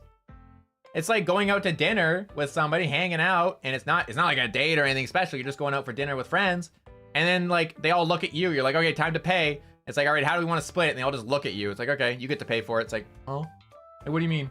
What do you mean we're not splitting it? We all ate. We all ordered things and had our own stuff. What do you mean we're not splitting it? I'm sorry, bro. You're a big bag. You ate more than me. You gotta pay too. Like, like, what are you talking about, brother? How big you think my wallet is, huh? I'm a little guy. I like equality, man. I want to split shit. I want to be able to split it equal. I like that. But anyway, yeah. That'd be my main thing, is just like giving up sooner on people who clearly weren't reciprocating properly. Feel like they're getting better end. Yeah, I think so. I like to be equal. I like to get and give. Oh yeah, one thing I wanted to say is that I was talking about it a second ago. Well, I say a second ago, probably like minutes at this point, 10 minutes, I don't know. I was saying how my voice is, whether for good reasons or not good reasons, is quite distinct. It stands out. Like I said, it stands out quite a lot. I said I was gonna tell a story about this, so it's story time. One thing I was trying really hard, because I did open up with you guys a second and made you lock in about how I was really struggling before becoming Kohaku, right? And one of my biggest fears, I think, of becoming Kohaku was that people were going to immediately figure out that I was Almi before, and then would just be like, oh, that's not Kohaku. Oh, that's just Almi. Or that's just him. That's just, oh, yeah, that's that guy from before. That's just him. It's whatever. I didn't want that. I wanted Kohaku to be Kohaku, right? I didn't want to be, oh, that's just Almi. And that's why I tried really, really hard to be very secretive about it. And for me, it was something kind of important that when I first debuted and we were stuck in the Shadow Realm for 3 weeks, 4 weeks. Worst marketing decision of the world, by the way. When we were stuck in the Shadow Realm for as long as we were, I was really careful not to follow my Almi friends, like all my Almi friends, but like more follow just like Brave Group people or like companies and stuff like that. And like a couple like people who are like my Oshis that I wouldn't interact with anyway. I was really, really careful about that. I was really careful about that kind of stuff because I didn't want to give it away so easily, right? Yeah, I'd rather just Kohaku be Kohaku. I didn't want to be Almi, and the whole point was that I was burning out being Almi. I wanted Kohaku to have like this new fresh start and get to experience new things again. And because of that, I think because of the way I approached it, it might have came off as like kind of unapproachable to some of my older friends, which when we talked in private, it was just fine. But I feel like they struggled a bit talking to Kohaku. But because of that, I feel like it really helped my mental health. And it makes me feel a lot happier now. And I feel like I really was able to reignite that passion for streaming. So I'm really happy that I did it the way I did. I wouldn't have changed that. I am happy with how I did that. Cherished memory 2025. Most cherished memory? I'd say my most cherished memory was probably meeting Miel IRL. That was like really nice because I won't say too much because again this involves someone else, but I've known Miel for a long time and I've always kind of like considered her as like a little sister even before Globey. Like she's family to me. She really is family to me. And that's why I was so happy when I got to like join the same company as her. She was part of the reason why I joined Globey. I had already like really liked how the models and designs looked of Gen 1, and I liked the concept that Globey had going and the goals that it had, and its perspectives and its possibilities were something that I was really interested in. But also another reason I joined was because of her, because she's like my little sister, bro. And I don't want you guys to be weird about it. Like, I don't want to be like, oh, he's just saying that, but they're together. No, fuck that. No, fuck no, dude. She's like she's genuinely like a family. She's like a little sister to me. She's like my little sister, 100%. So yeah, we knew each other before Globey. Yeah, yep. So I'd always thought about her as like my sibling, like my family member. Like, that's why she's always been little sister to me. Even before Globey. So I was really happy. And yeah, that's it. That's probably my most precious memory, is getting to meet her in person. It was my first time getting to see her because we hadn't met before that either. Oh, Siffy, thank you for the member. Thank you. I hadn't met her before that at all, but we got to meet when we did the guesting at the convention. And so we were like constantly hanging out together and with our other friends, like other VTuber friends and other like just IRL friends of mine who live nearby and were like going out for dinner with us and stuff. And it was really nice. It was so nice. It was so nice. So nice. I found your other ego after recognizing your voice on an MK collab. Ah, yeah, here to catch up. I'm glad. Dispatch stream? I am actually considering that game as one of our next story-based games. Right now, though, our next story game is going to definitely be finishing up The Last of Us. It's Last of Us Part 2. So we finished Last of Us Part 1. So we're going to be doing Last of Us Part 2. We just finished Yakuza 0. And I really, really want to keep striking the iron while it's hot. I want to play Yakuza Kiwami, I think it is. I really want to play the next like part of the Yakuza series because it was so fun. Would you try playing party games again, like Mario Party? Yeah, I'd play them again. It just kind of comes down to like having people to play them with. But yeah, I'd play them 100%. They would be like Kohaku games though. Yeah. Yeah, I would want to play Kiwami and Kiwami 2, 100%. Banger streams. I really like the Yakuza streams. Yeah, I had a lot of fun. Coolest model in Globey? I'm gonna say I had the best. I really like my 2.0 is like my favorite design, I think. But my favorite design of all time, I will stick by it. I loved Hu Senpai's first outfit. I loved her first outfit. It was amazing. I loved her first outfit. And it showed belly. Belly the best. But also, I just loved that outfit. I thought it looked so good. I felt like the character fit her so perfectly. I really liked that outfit. Speaking of past Globey members and those who were with us at the end, and also those who weren't with us to the end, I plan on next week doing what I'm calling is a Globey Glaze. A Globey Glaze stream. I'm not gonna glaze the company. I'm gonna glaze all the members. I'm gonna be basically glazing all the members, whether they are still their character or not. And essentially, let's say for example, right? I'm glazing Ambrose. Ambrose is still gonna be Ambrose, so I'm gonna glaze Ambrose as Ambrose. But let's say for example, someone is, I don't know, someone like Reina, for example, Reina Senpai, who's no longer Reina, right? I'm going to glaze the shit out of her new account. I'm an indie now. I don't give a shit. I don't have to like pretend I don't know who she is. I don't have to pretend that I don't want to support her. I'm gonna glaze the shit out of her new account so you guys can find her. I'm not gonna explicitly say like, hey guys, this is Reina, but I'm like, hey guys, have you heard this VTuber with the crazy, awesome, and sexy like Spanish accent who can sing Ado like super well and is like really, really cool, but like also has like a also can be kind of cute sometimes, but it's mainly like a cool side. I plan on doing that next week. I want to do like a glazing stream where I do that. I'm not gonna explicitly say like, because like if people have left that identity, maybe they don't want to be associated with anymore. I don't exactly know. And because it's still around holiday seasons, I don't like want to expect like an answer back right away. And I want to be able to like support people and push them forward. And I know I don't have the biggest platform in the world. Like if I had a huge platform, I would love to be able to like just promote my friends all the time. But even with a smaller platform, I want to be able to push forward so you guys can like push them forward so you guys can find them and like find the limelight. I don't like the I don't like the mindset or culture of just like pretending like they don't exist anymore. I don't like that. Like if I know, I want to be able to push them forward. Can you tell us if all of them exist again? Some of they can't all stream again yet, and there's individual reasons for that, and I can't talk about those because I literally can't. That's part of my agreement, but also it's their business, not mine. Some are streaming again already. Some are going to be starting streaming again soon.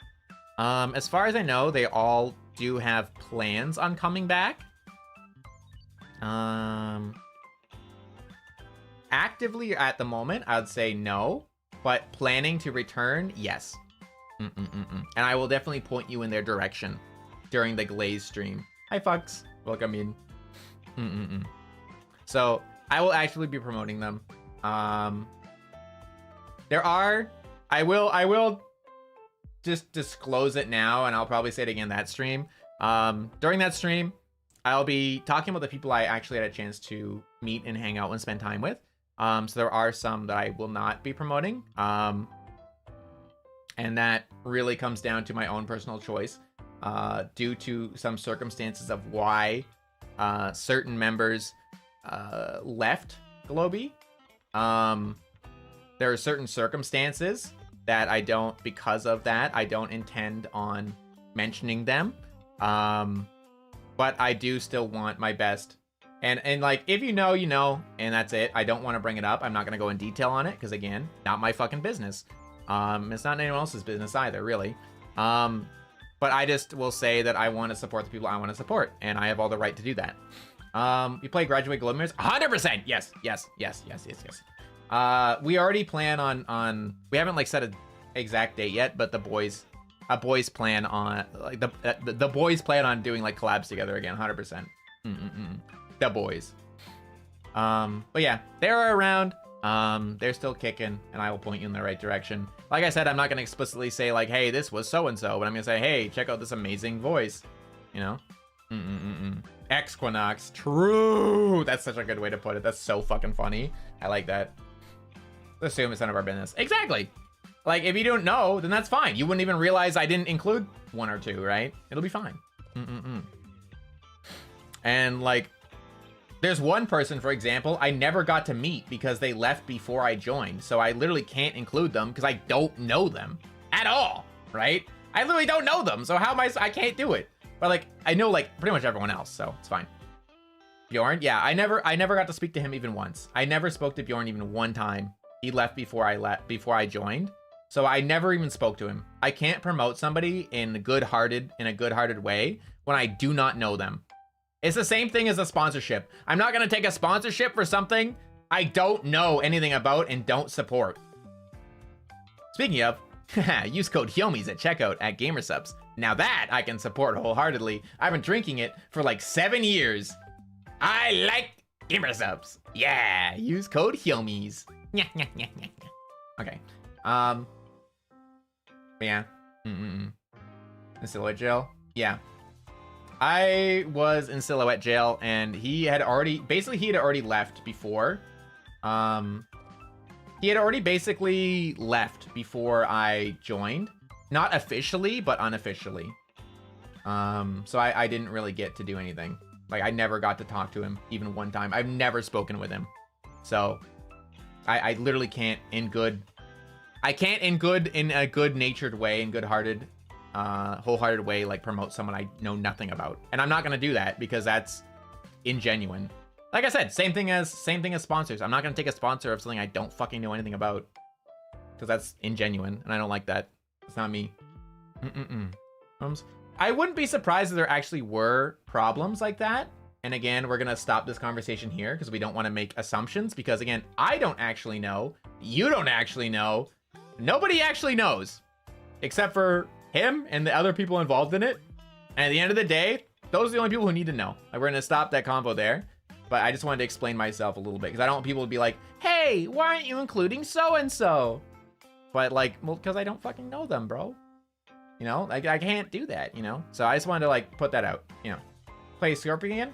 I have played with a certain Scorpion again. On stream. I have. The official response. Hi, Fox. Thank you for the member. Thank you. Yeah. A certain Scorpion may or may not have been in a DBD collab with myself and Ambrose on my channel a little while ago. But I will also be glazing that certain Scorpion during the glaze stream. So if you didn't know, you'll find out. Yeah. And be noticed again? Yeah, hell yeah, dude. Other than Mielo, who is your favorite person among the other members? Favorite person?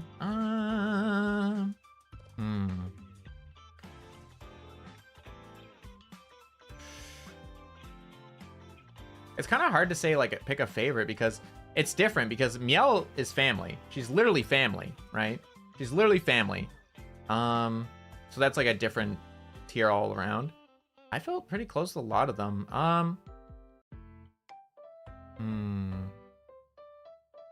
I think if I base it on the person I talk to the most, for example, the people I talk to the most would be Ambrose and Pippa, who is no longer Pippa, but you know, I'll be glazing her again anyway. And then, so I'd say among like those two would probably be my favorites, I guess, because those are the ones I talk to the most actively. Do you guys want to know a funny story before I completely end? I'm gonna end stream after this, so I'm gonna say no more questions after this. Cute penguin, yeah, that one. Okay, so funny story, right? When you get into a company, for example, right? At first, you don't really meet the other members. You kind of are more focused on your own onboarding stuff, like signing documents and setting up your stuff and learning about your character and more about the company and more of the official stuff and like getting your character design, working on it, figuring out all your assets and yada, yada, yada, yada, yada, right? So you don't really get to meet the other members right away. However, before it was ever announced, before we ever got to meet each other, myself and a couple other members figured out that we were both in Gen 2 because we had known each other for years, and we had like the Spider-Man moment. You know that meme with Spider-Man where there's all the different Spider-Mans pointing at each other? I had that with 3 members of Gen 2. 3 of them. And we had a little group chat where we were all like, I know what you are. I know what you are. I know where you're going. I know where you're going. And we're just like, yeah. And we all just kind of like nodded at each other. And they're like, oh, how far along are you? And then we just started like, we just got into like work mode. We're like, hey, you want to do a work call while we like work on our debut streams? And I'm like, okay. And we just like get in a little work call and hang out for a bit. And that was it. And I think we literally also had like before anything, like before we even met anyone, we had a PAL World server. We had a PAL World server that we would play on at the 4 of us when we were bored, like when we were taking a break from working on stuff. It was nice. Guys know with only the voices? We knew before the voices even. It just made sense. Like, we didn't even know the voices yet. We didn't know the voices. We didn't know the other characters. We didn't know anything. We just figured it out based on context clues of when, like, the other people went on hiatus, for example. Yeah. Friendlies day one. To be fair, some of the others knew of me, but didn't know me. Hi, Vinny. Some of the others knew of me, but didn't know me. But I, like, full disclosure, Bonnie and Kiri and I had been friends for, like, probably since 2021, maybe. 2020, 2021, 2022. Knew each other only by voices. Oh, 100%. 100% we know each other by voices. We knew each other for years.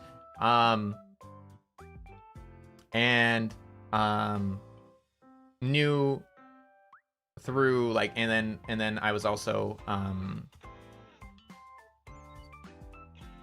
what's the word I want to use? Acquaintances with Rhubarb. And then through the other two who were good friends with her, we became friends again. Like, became friends because we were definitely just acquaintances. Like, we knew, like, we were friends with each other's friends, but we didn't really interact much. But it was like we all kind of like figured it out, and we all just like stared at each other, and it was kind of funny. Kiwi is around. Like I said, I'll be glazing. Voice came first, then the thing. Yeah. So when we were doing that, when we did finally get an opportunity to like meet each other, I say in air quotations, our first time meeting, we got into a big group VC, and everyone was muted, and then everyone took turns introducing themselves as like Ambrose or as Vance and stuff. And then like some people, when they heard the voice, like, oh, it was so funny to have people go, oh, like they recognized each other and stuff. It was so funny. It was like such a like a cute, genuine moment. It was so fun.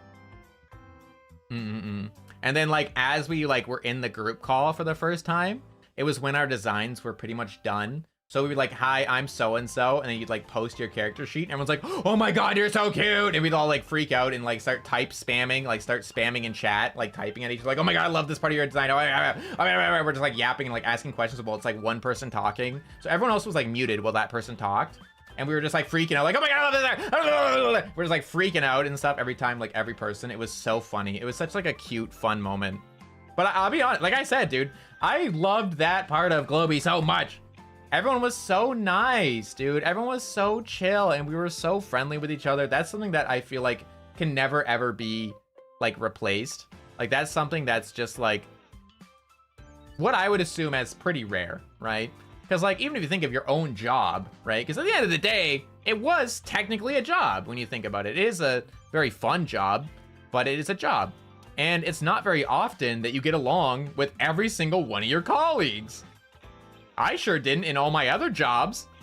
I had some colleagues I really fucking hated being on the same shift as. But with Globy, I never had that feeling. We were all just chill with each other. There's definitely people who got along better with others, like if you have the same interests or something. But, you know, like in general, it was all just very, very positive. And I fucking loved that. That was awesome. I know there was a couple other questions there, but I'm gonna call it for now. We can just ask random questions whenever. Next stream and whatever. For now, there is no new schedule at the moment. I just got here. Good morning. There's no new schedule at the moment. I'll be making the schedule on Sunday. Like I said, I'm gonna I would throw it back on the screen for a second, but the link is up above. Excuse me. Kohaku, just to reiterate, TLDR at the end. Kohaku, now independent streamer. Happy New Year! Yippee! Very fun. Very cool, very fun. I am going forward, continuing Kohaku just as he always was, which is doing 4 to 6 streams a week at our regular time around noon, unless a collaboration, for example, needs to be changed to a different time. Yeah, Kohaku Hyouma of independent. We'll be going forward, doing things just as normal. If there's a collab that needs to be a different time, that's fine, but like solo streams will be continuing at the regular time. Membership streams will be resuming next week as well. Yes, either Friday or Saturday. It'll probably be just like an ease in membership stream. So that'll be continuing just as same as always. And now with even more content. So Kohaku, I will not be like closing the Twitch page, but I'll probably be turning off the monetization. That way people aren't wasting their money on a Twitch that's not being used. I will not be doing guerrilla streams anymore as Kohaku, on Twitch at least. Going forward, Twitch will exclusively be on the Hyouma channel. The Hyouma channel will be live starting next week. Every other 2 nights. So if it's like Monday, then it'll be Tuesday, Wednesday off, and then Thursday, and then Friday, Saturday off, Sunday. And that's how it's going to start. Because I want to test my endurance and just how it feels to do that. And if it feels good, we'll go up to every other night. We'll see how it goes. But for starters, it'll be every other 2 nights, just so I can work myself into it and get used to it and get it into a rhythm, right? Just so we can get used to it and work our way in. So if you're interested in my nighttime streams, which are going to be focused specifically on the horror genre only, mainly starting with Dead by Daylight and then working in some other horror games like single player games that are more story focused. They'll be on the Hyouma channel. I will be making a VOD channel on YouTube for the story based games at least. That's a future plan. So it's not going to be enacted immediately because you guys brought that up and I thought it was a good idea. So I will be doing that. Thank you. There will be a community Discord server being launched either next week or soon following. I'm currently working on it. I'm trying to make it really good. I have some ideals for how I want it to be, and I'm trying really hard to make it fit those ideals. So it's going to take me some time because I'm doing it in between, obviously doing other stuff, setting things up, my IRL stuff that I need to catch up on, like all my chores because I've been sick for so long. Catching up on chores, got to take all my holiday Christmas decorations down and all my other stuff I've missed out on that I need to catch back up with. And so that will be up soon, TM. I'll keep you guys updated on that, and that'll be a joint server for both Hyouma and Kohaku. Like I said, if you're a member for Kohaku, that also counts as, if you're a sub on Hyouma's Twitch, for example, that would also count as a membership on Kohaku, so that way you don't have to do both.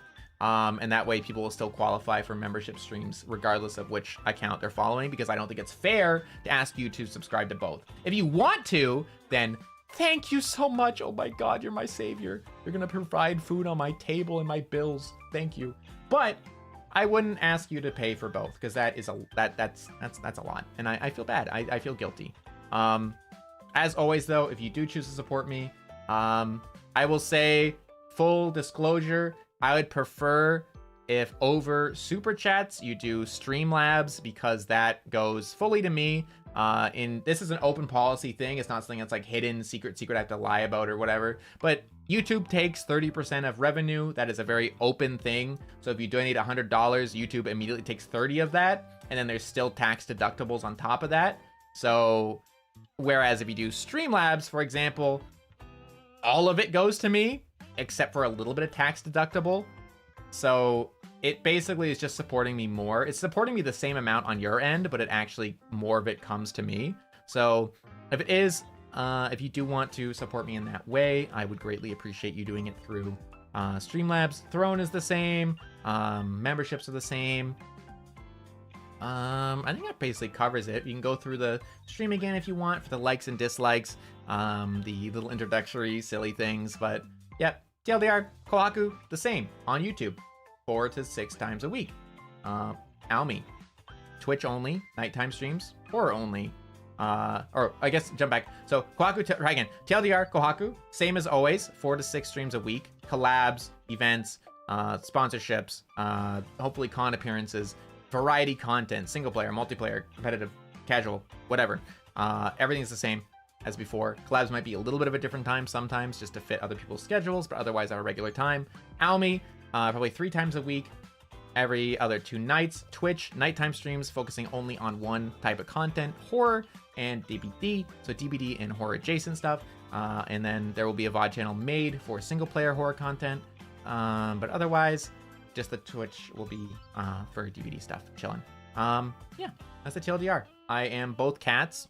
Again, it's a reminder, if I'm Kohaku, call me Kohaku. If I'm streaming as Kohaku in the day, please don't call me Almy. I'm gonna give you a warning. I'm not gonna bonk you about it, but I'm just gonna say, please don't do it. It makes me a little uncomfortable. Like I said, while they are both me, I want to keep them separate. I am actively collecting data, demographic data and analytical data, growth data, all that kind of stuff on both the accounts because I am just interested in seeing how the differences are. Yeah, I think it'll be fun. I try to keep pretty strict to that schedule, so I'm gonna do my best to provide even more content for you guys, and I'm looking forward to a wonderful 2026. So one last time, happy 2026! Yippee! Let's go! And to be a good YouTuber, please like and subscribe to the video, please! Please like and subscribe. Please like the video. Ah! Jesus. Thank you. Lily Gilly contributed $20.26 to the guild. Happy New Year! Happy New Year and happy blue skies in your future. Yay, blue skies. Yippee! So happy 2026. Happy indie debut. Happy new and more content. Happy building something even better. I'm looking forward to it. We have an awesome future. I'm looking forward to it. Owlzora Mirai, baby. Let's go. I'm looking forward to it. I think we have lots of good things planned. Lots of good things gonna come. And I'm happy. I'm looking forward to it. This will be a good time. It's gonna be a good damn time. We're gonna have a lot of cool things to do. A lot of new content, a lot of new ideas. I'm gonna do my best. And I hope that helps. Even a little bit inspire you guys to do your best too. So, like I said, like and subscribe, please, and thank you. It does support me a lot, especially now that I have no official backing at all. I am gonna have to try my hardest to really push myself forward. Not like I wasn't already doing that. But also make sure to go follow Almy, which is on the Twitch link up above. I'm going to put the Almy Twitch link in the descriptions going forward. I didn't want to do it before the stream because that's a spoiler. And I don't want you guys being all nosy. And I told you not to read ahead on the likes and dislikes. You all did it anyway. So, you know, had to make sure I didn't put it in there. I know you guys would read ahead anyway, so I'll put it in after. But it is there. Go follow that because it will be active again soon. You can also follow his Twitter from there because I'll be active on both, but I don't really tweet a lot in the first place. So Kohaku would be more active and Almy will be more of like not as used as often, but it'll have some content on it, I guess. I don't really like social media, especially not with how it is now. Grok. Disgusting. But yeah. I'm looking forward to our future as both Kohaku and Almy, and as the Hyoumis and the Almy, the Almy fans is what I'm calling Almy fans. Almy fans, like only fans, but like Almy fans. Funny. All right. Thank you guys again for hanging out. Love you. Take care. Thank you for spending even a little bit of your time with me today and hearing me out for my fun new ideas and the start of our 2026 together. Here is to another year of good times, good jokes, good fun, good laughs, good streams, good content, and good memories. Let's make 2026 a good one. I'm looking forward to it. Can't wait. And I'm happy that I can be a part of yours, and I'm happy you can be part of mine. Let us find somebody to raid into. Let us bless them. It's rare that I have the opportunity to bring this many viewers to another VTuber. So allow me that. Give me one last 2026 gift of allowing me to throw 80 of you guys at somebody, because that is a really fun thing to do. So allow me to do that real quick. Congrats on freedom. Thank you. Let me see. Where are we going? We are going to... Ah, perfect. Perfect! Alicia! Yeah, perfect. She's literally alive right now. Let's go. My former genmate, now indie VTuber, Alicia Delatano. Or Dalatano. I don't know why I say de. Alicia Dalatano, who has banned me in her chat for licking pineapple pizza. We're gonna go raid her. You can still raid her, right? Okay, good. Phew. We're gonna go see the cowgirl herself. The rigging queen. All right, here, let me give you guys a raid message, which we're gonna do a special one today. Tiger, heart, and then happy indie debut. We'll call it happy indie debut. But I don't think she's doing it as a debut. She's doing it as more like her first indie stream. So we'll celebrate it as a happy debut anyway. It's fine. She'll understand. So happy indie debut to Miss Alicia. She was my former gen mate. So let's go give her some love. Thank you guys for hanging out with me again today. I really appreciate it. Again, thank you for blessing me with this opportunity to speak to so many of you today. And I hope to see you in the future. Sunday, I won't be streaming. I usually take Sundays off. I'll be putting out my schedule. That'll be live on Twitter and also put it in the community tab on YouTube going forward. That's where I want to put it as well. And then I also have a waiting room that's permanently up on YouTube that just has my schedule as like a free chat thing in case I ever want to do a Twitter space, but it's more of just like for my schedule. So you can see it there. It'll be updated probably Sunday afternoon or night EST. So look forward to that. And again, thank you. I appreciate you. Big love, big care. I'll see you guys later. Have a good 2026. Make sure you take care of yourself. Take care of your health. Make sure you stand up, stretch, take care of your body, eat your food, drink your water, and have a great, wonderful rest of your day. Thank you. Bye.